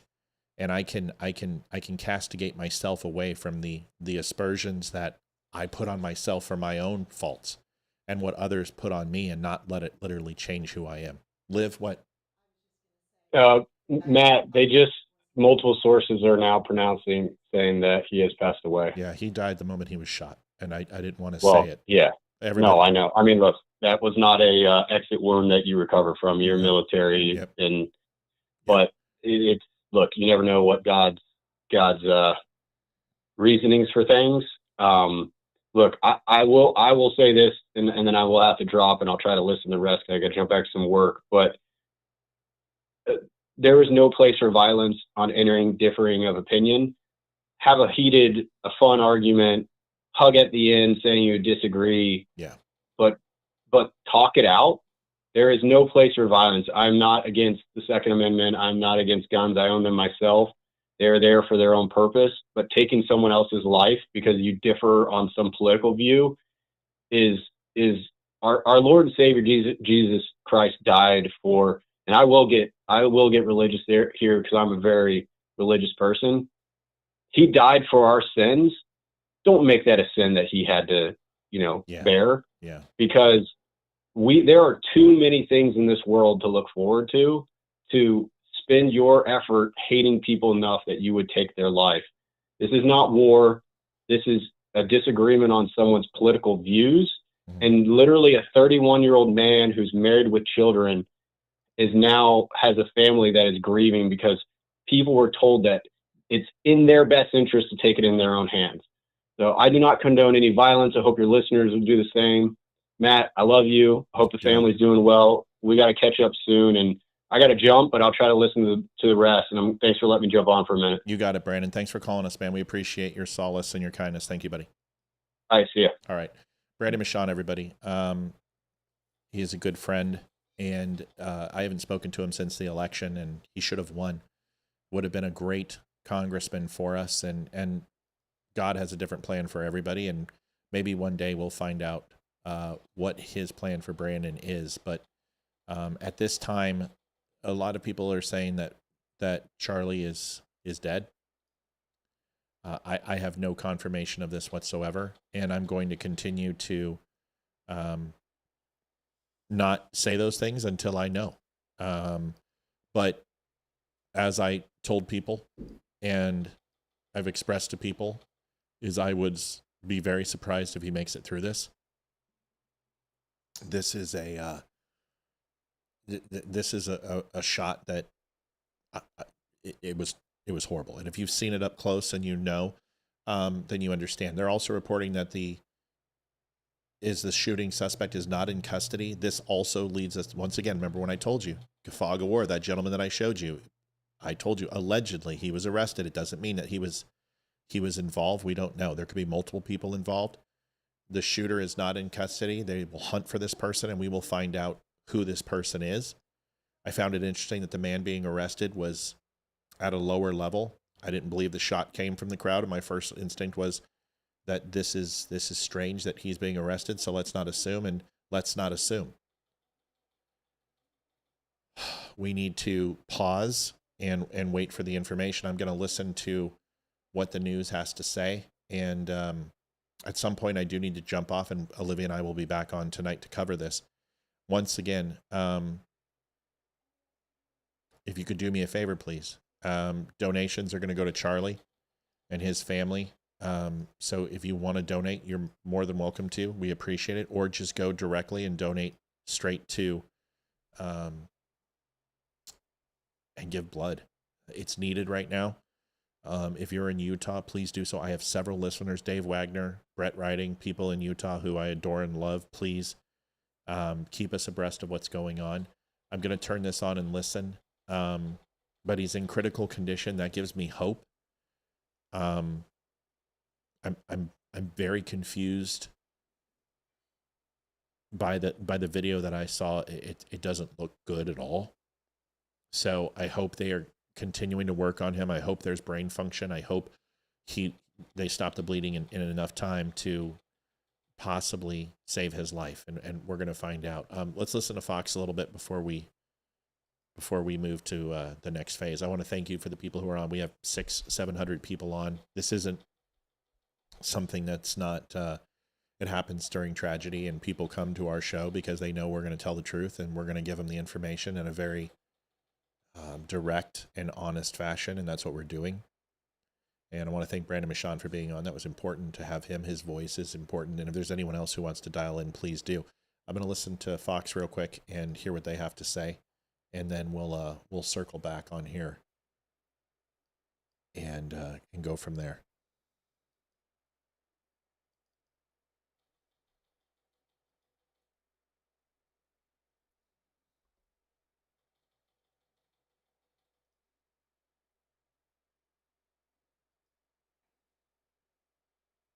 Beliefs.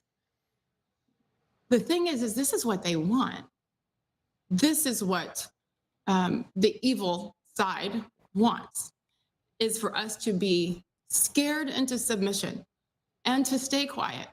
Listen, I love Sage Steele, by the way. And yes, I will be on tonight. Temptation to do that. I got a group text from my 3 kids. Got a caller calling in. Hi. Who are we talking to? Jason. Jason, what do you want to talk about? Is this Wixom? Well, yeah. Hey. What's up, buddy? What do you want to talk about? I sent you a link. It's one that you want to see. I think once you see it, you can provide. I sent it to Matthew Owen Spear. My email? Huh? My email?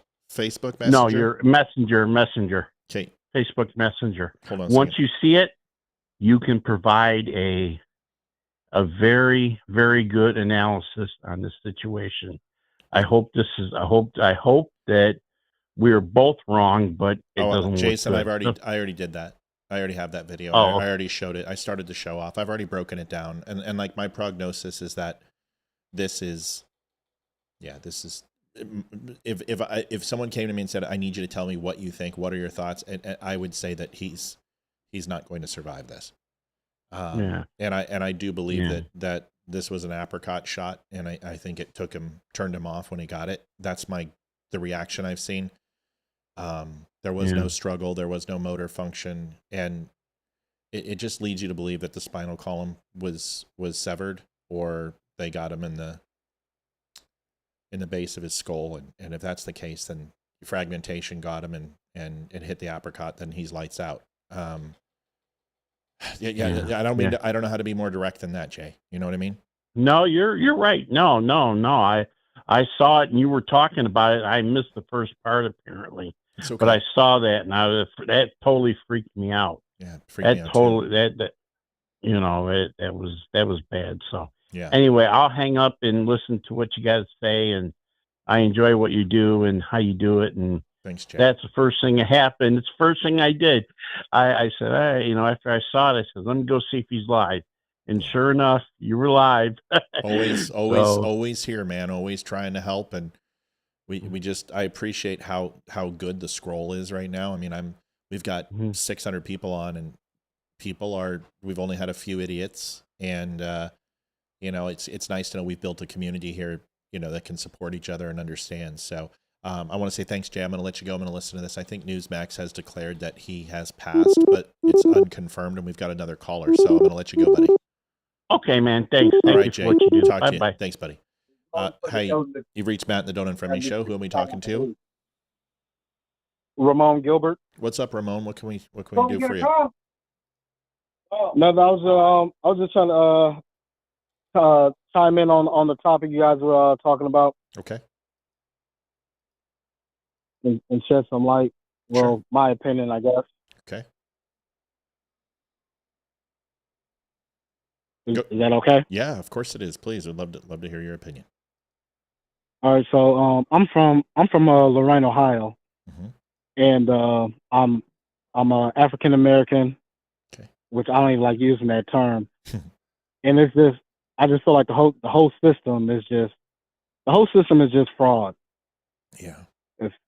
If that makes sense. It does. I was adopted.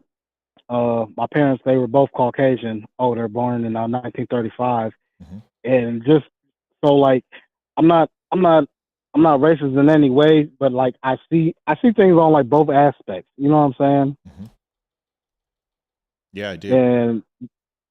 And just from like growing up how I did, like I seen the hate from my own people. I seen the hate from white people. I seen the hate. I just seen hate from everywhere around. You know what I'm saying?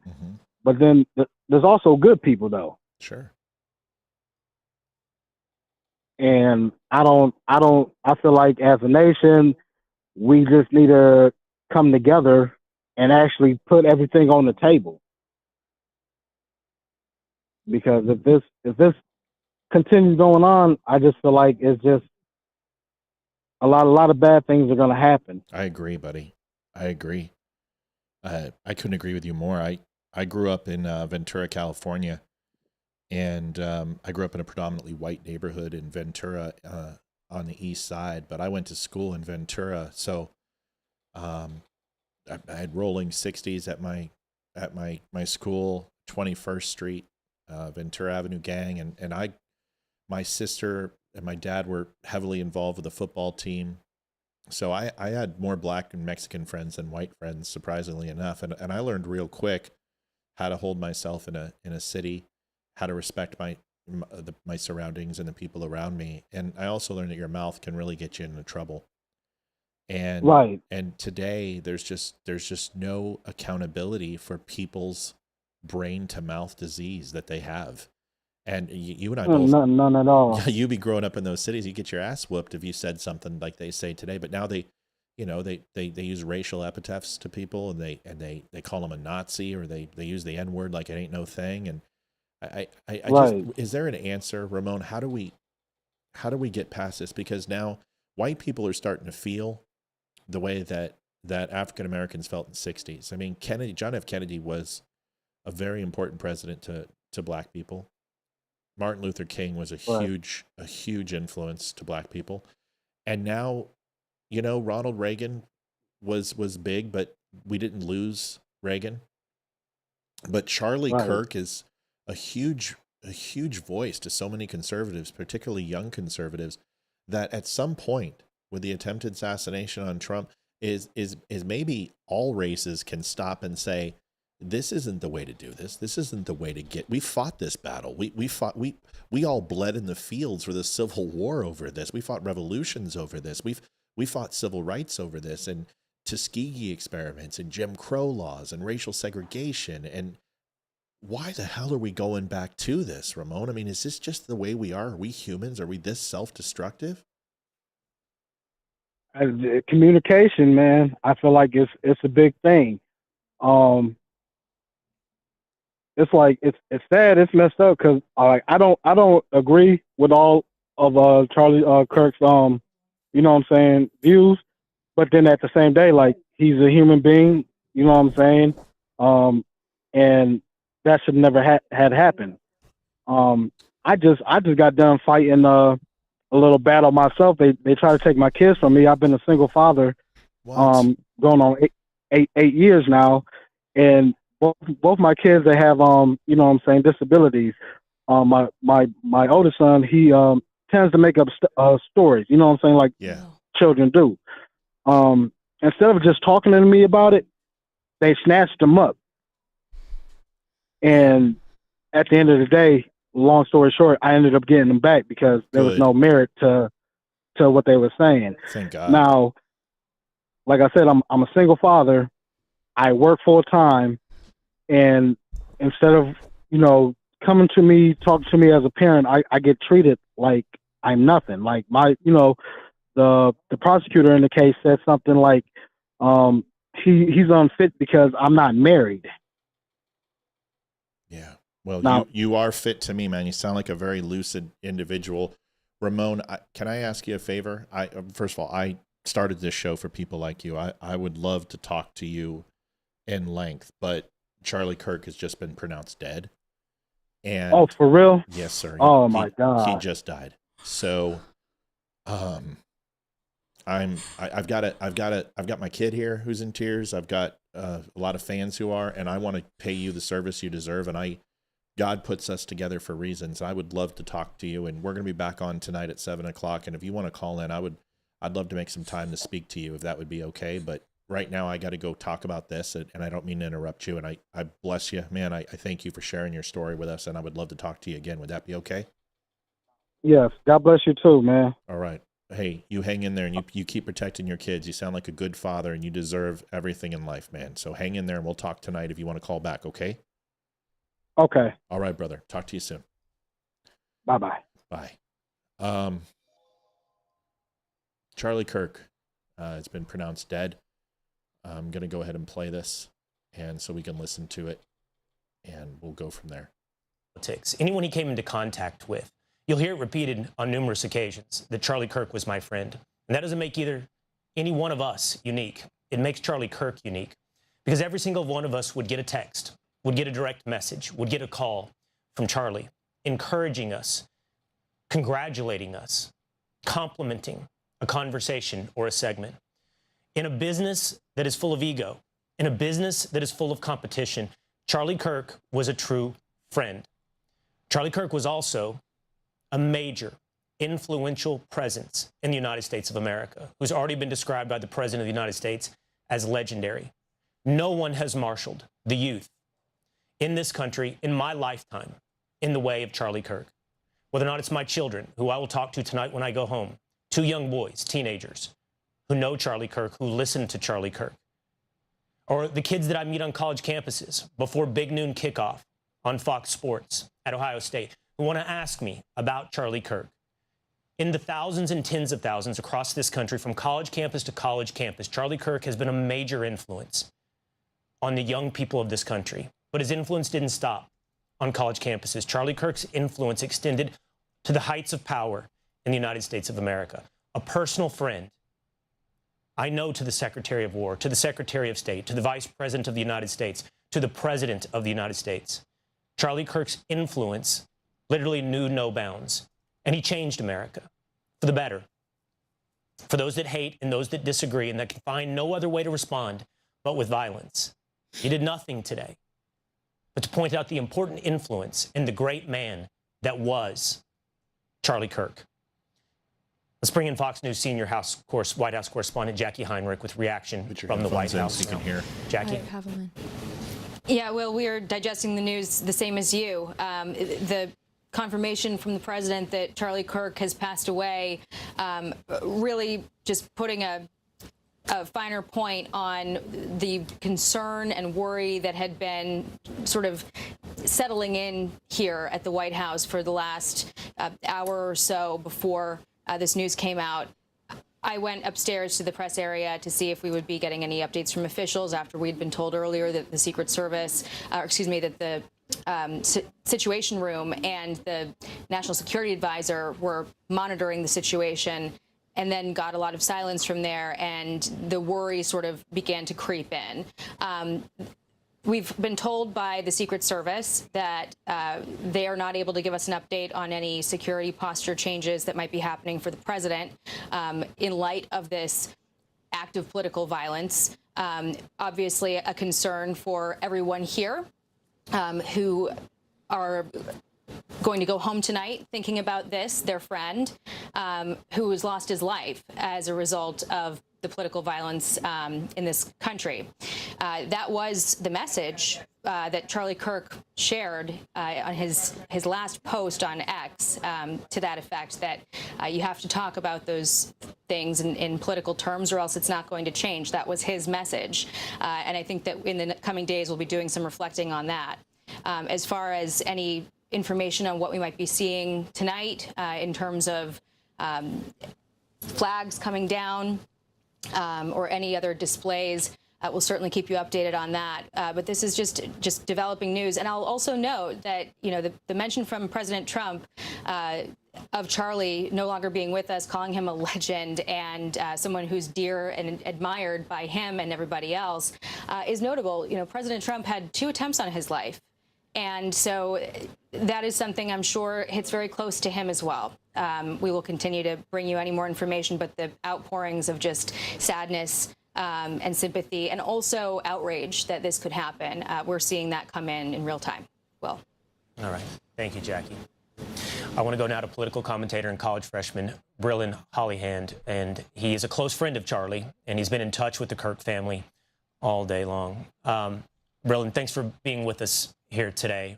Brylan, you've been with me before, Brylan.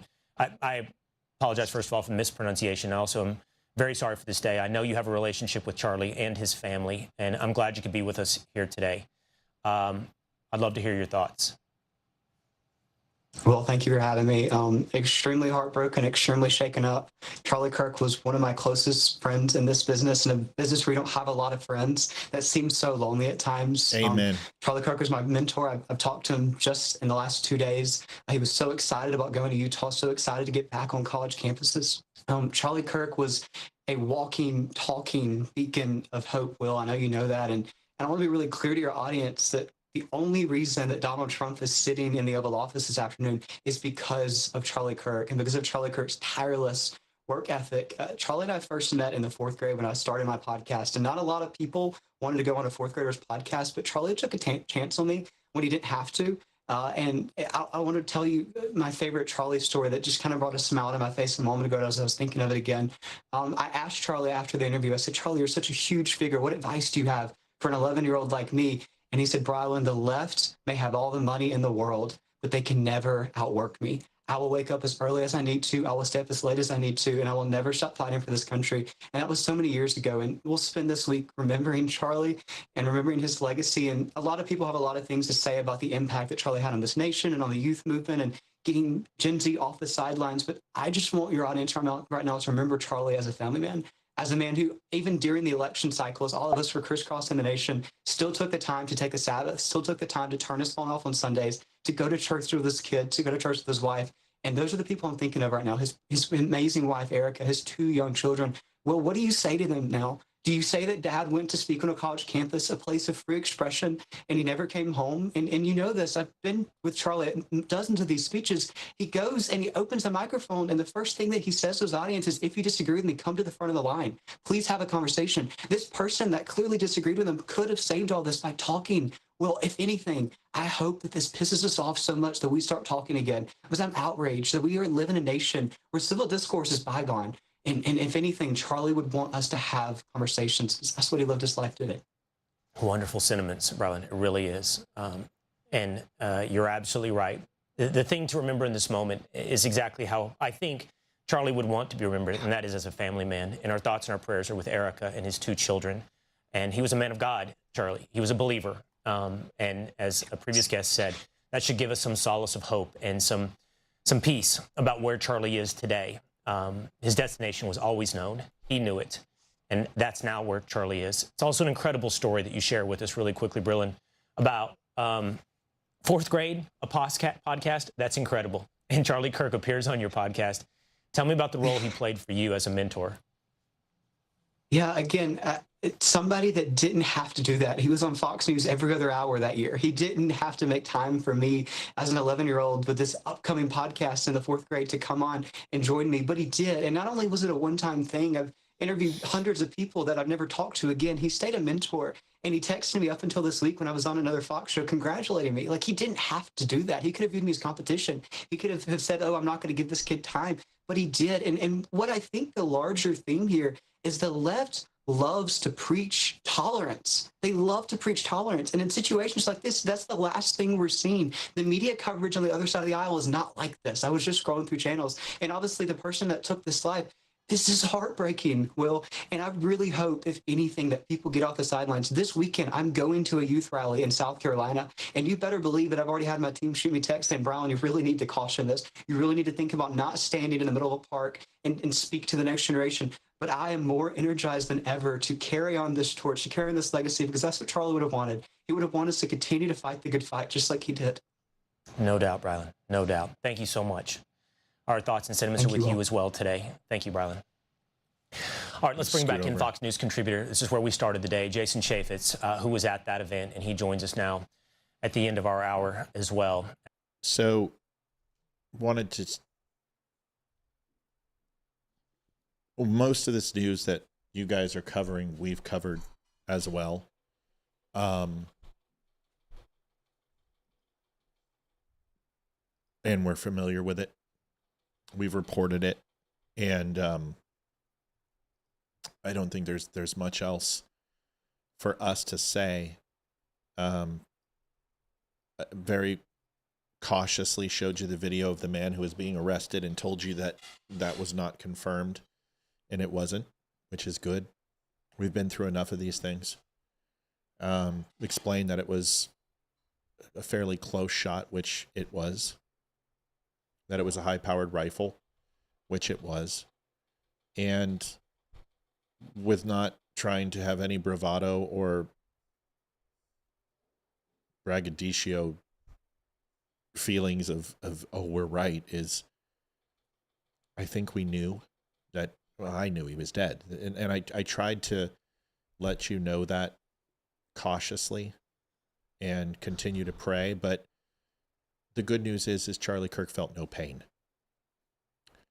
And he died immediately. As I thought, it was an apricot shot. And his brainstem and spine were more than likely severed with that shot. Just the impact alone. Whether it would have hit his spine. He lost all ambulatory function and was dead instantaneously. The amount of blood loss was immediate. And that's graphic. And that's horrible. But it can provide us just a little bit of comfort that he didn't suffer.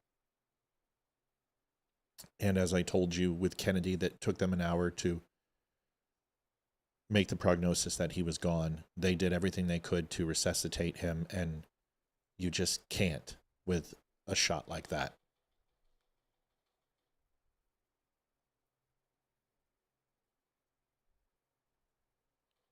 You know, I broke down where it came from, and I broke down my thoughts on where the nest would be, and it doesn't matter. You know, I don't want to be right in these situations. I don't like being right in these situations, but if you have a clear head and you slow down and you take the facts and you take the evidence that's in front of you, you can figure it out. This is very much like John F. Kennedy. John F. Kennedy was dead the moment he was hit in the throat. This is very similar to that. The headshot, the only reason Kennedy stayed elevated was because he was wearing a full wooden back brace that day. He had chronic back problems. He would have slumped and been done. But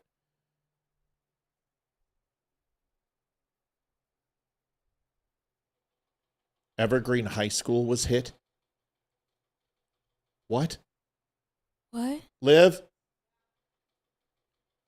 They just hit Evergreen High School. We know Evergreen High School. That's where Jennifer was at. We used to live there. And we're the violent party. I know. I'm angry too.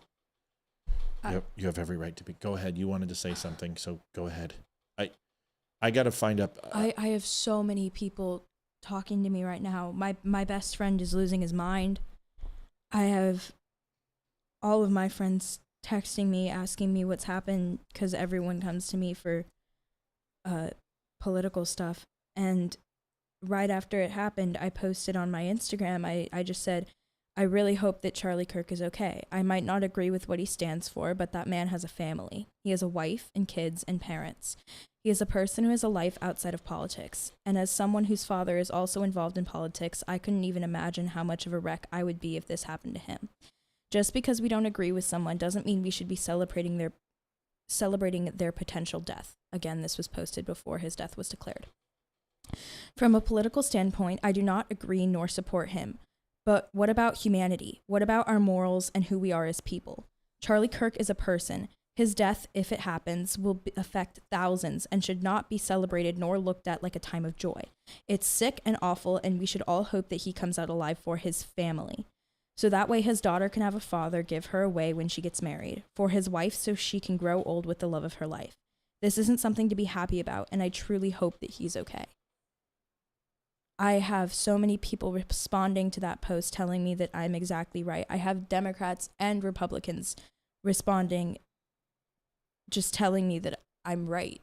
There's a reason I've told you that if something happens to me, you have to take this job. You have to take this over for me. You have a voice, and it's a beautiful one, and you speak with my eloquence, but you also do it better than I do. I never agreed with Charlie Kirk. I thought that he was amazing for what he did in the 2024 election with speaking what he believed in and getting young voters on the Republican side. I don't agree with most of his stuff. I don't agree with most of Trump's political opinions. I'm very, very moderate. I'm not Republican. I'm not Democrat. My dad fully knows that about me. I'm very moderate. I take things from both sides. I'm probably more liberal than I am Republican, but I'm educated and I know what I believe in, and I'm Christian and I have values and morals. And when a Republican voice who's done so much for this party gets shot and killed at some place that he was excited about preaching his voice at, it's ridiculous. He has a 4-year-old daughter and a 1-year-old son. He has a wife that he's been married for like 12 some odd years. He's 31 years old. He could have been our next president in 12, 16 years time, and he's dead because the party of love and support decided to kill another one. People say that Republicans are violent and that Republicans hate people, but I've never heard of a Republican brutally murdering somebody out of a disagreement. And now we have lost somebody who has committed so much life to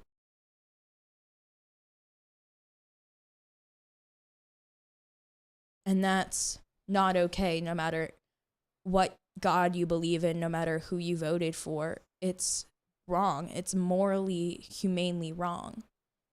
And I heard people at my school celebrating. And I've never been more disgusted in my life. It's awful. Even my best friends who are twins, who are very, very, very liberal, and they've made that very clear. They did not care when Trump was shot. They just didn't care. They still admitted that this was wrong, and they still hoped for him. And when my group chat was screaming about it on the buses, everyone at least agreed that it was wrong. And we all hoped that he made it out. And I'm so fucking disappointed to be a part of the human race today. It just makes me so ashamed, and all I can do is look at you and your brother and how proud I am of both of you that you immediately knew that this was wrong. And I don't even want to hear what Gutfeld has to say. I got to report on something. Hold on, sweetie. You beautifully stated it, as always. Evergreen High School. I grew up my young adult life, 18 years till about, I don't know. Actually, 18 till 21, 22 years old. I lived in Conifer, which is right next to Evergreen. My best friends, Jennifer Beauregard, went to Evergreen. I dated girls from Evergreen High School. I met one of my first serious girlfriends, Sarah Groenhoff, at an Evergreen tribal festival. I used to go to the football games. I've been to the campus. My first time I voted was on Evergreen High School when I voted for Ross Perot. I know Evergreen High School like the back of my hand. I've driven the road. Yes, please. My camera's blurry because I just came on. I didn't have anyone to focus it. So would you please focus that for me, bud? Not that it matters after 3 hours. Thanks, pal. That wasn't very good. That wasn't. Hold it a little longer. There you go. Thanks, pal. You're good, buddy. Go. You're going to make it blurry now. Get out of there. Stop messing around. So I know Evergreen High School very well. It's my understanding that this little thing will go off here in a second. That two people were shot in critical condition, and then the shooter is no longer alive. That's my understanding. We know Evergreen High School very well. I love Colorado. We were there for Columbine. We were there, for the Aurora shooting, and it just seems that these things keep coming full circle to where we are. And it's horrible. Liv, something's wrong. He screwed up something on my camera. Could you come help fix it? Not him, you, please. So it's doing a visual thing. I don't know what he did wrong, but he screwed it up. So if you could fix it for me. Wait, whatever you did, it stopped. Okay, I know it stopped. So just go. You're good. I'm just gonna. No, it's Evergreen, Colorado. It's off 285 and I-70. It's 285 and I-70. It's in between both, and it's in Evergreen, Colorado. I've been there quite a few times, or hundreds of thousands of times. Like I said, I grew up. I'm gonna listen to this real quick, and then Haiti, can you tell me about school? What happened? What did they say? Oh, I was in English with, I didn't really have any friends, but my ex-boyfriend is in my English class, and this was the first conversation we really had. We were in English class, and nobody actually puts their phones up on the walls, so everybody had their phones in their pockets, and everyone got spammed, and we all kind of collectively stopped and then just took our phones out, because after getting spammed this much, it wasn't normal. And Miss Sim was sitting there, and she was watching us on our phones, and she was like, "What's going on?" And the assistant teacher took her phone out, and we all kind of found out at the exact same time. And I walked over to a few people who I'm acquaintances with in that class, and my ex-boyfriend was one of them, and we all just like sat in silence for a second, and then we all just like talked about how disgusting it was. And then a few minutes later, school was out, and I ran into my best friend Ayla in the hallway, and she went, Charlie Kirk got shot. And I said, I know, I need to call my dad. And I called him like six times, something like that. I was on. Sorry. I figured, I was like, he's probably live. He probably already knows. And then I texted him, and she just said, she's like, I don't like him. I think he's a bad person, but this is wrong.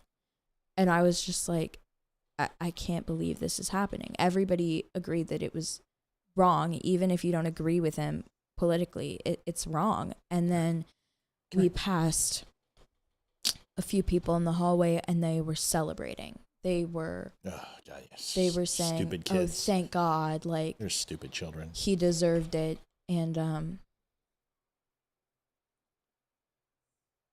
it was disgusting. Yeah, it is disgusting.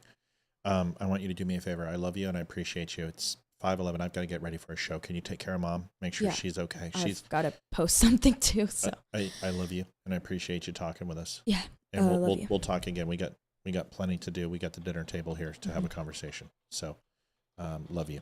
Bye, guys. Thanks, Haiti. Yeah, it's my daughter Hayden. She is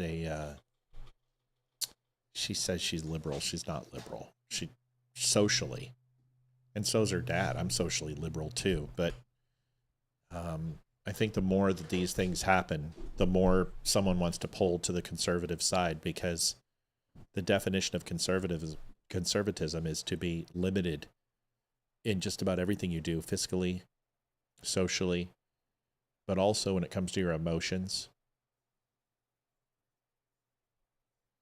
And I think we need some more conservative values today. The shooter is still on the loose. I was surprised. You remember when I said that he was apprehended so quickly? That shocked me. The gentleman who was down on his knees, who they thought it was, who I showed a picture of, remember when I told you to please pause and wait and not overreact, and let's get all the facts. I'm sorry that I was right about Charlie. I think anyone who's been in the military, anyone who's seen a wound like that, knew immediately that he was gone. The good news is he did not suffer. He did not feel it. It was immediate. I can tell you that with the utmost certainty. And I wanted to have faith. And I have faith that he's home with the Lord and he is in a better place. I have to believe that. I have to believe that more than anything. I've received several. Yeah, my daughter is very intelligent. She needs to do this job if I can't. And I've told her that a million times, and I hope she will. She'll bring a much better presentation than I will. She has a much more balanced and non-jaded opinion of the world. I want to thank you for the people who are following us, and it's going insane. I think we've gained like 1,500. It's just been nonstop because this is going viral. Obviously, we've got 500, almost 600 in the entire network on, and I appreciate you following us. We do our best to provide this type of coverage, and we like to get serious. We like to make fun of people once in a while. We like to cuss and make jokes, but this is where we shine, and we try to provide you the answers that you may not have. I will tell you, this manhunt will be extensive. I believe this shooter is unknown to them at this time, and they are going to start piecing this together, and they are going to slowly expand this. Utah is a very large place, but it is a very small place too. And things like this do not stay silent and unremained in a small town. They will have biodata, they'll have cameras, they're going to retrace his steps. They're going to identify the shooter based upon his entry. They're going to narrow it down to who had long gun cases or something to sneak a high-powered rifle in. They're going to check the the last 24 to 72 hours to see if he was nesting in the spot. They will check license plates. They will retrace his steps. They will find him. And this person obviously had an exit strategy. He was a coward who didn't take his own life.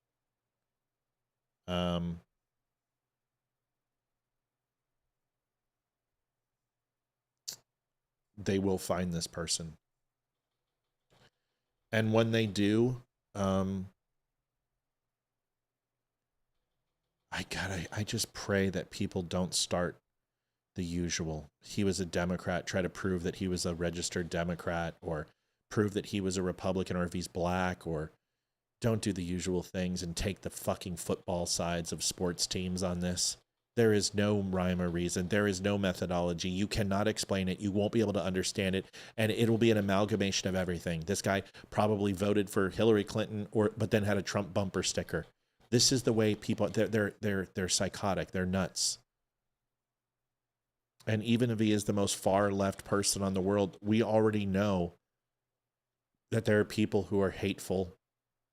And yes, you can be angry. Yes, you have a right to mourn. Yes, you have a right to lash out. And I'm not telling you because I'm going to be that.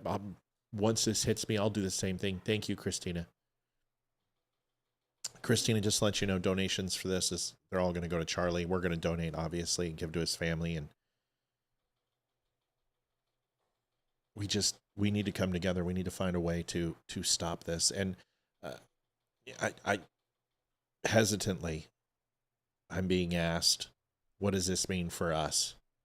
A lot of people know we've had death threats. A lot of people know that I have extended security. Everyone knows where I live, and the things that I say can be controversial. I'm not going anywhere. And I don't expose myself to these type of things. And I am constantly aware and watching. And if anyone is going to try to do this with me, I'm going to bring a fight right to their door. But there's a lot more important people out there than I who need to take this very seriously. This is not the end. This is the beginning, and it's going to continue. And now that someone has went after public figures, this will continue.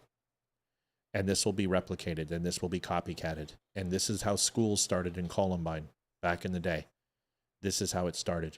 People are like, this is impossible. This can't happen. And once it eclipses and once it happens, then they normalize it. And the media is going to normalize this. And somebody else will retaliate. Somebody else. It could be a Democrat talking head. It could be a Republican. It could be, I don't know. But this is not going to be the last of this. There will be retaliation and some sort of reciprocity for this in somebody else's eyes, whether they mimic this event with another conservative or this emboldens a war. And I'm begging you guys to stop. I'm begging you guys to stop. This isn't going to work. There is no solution from this. Tomorrow marks an anniversary from one of the most tragic events in U.S. history.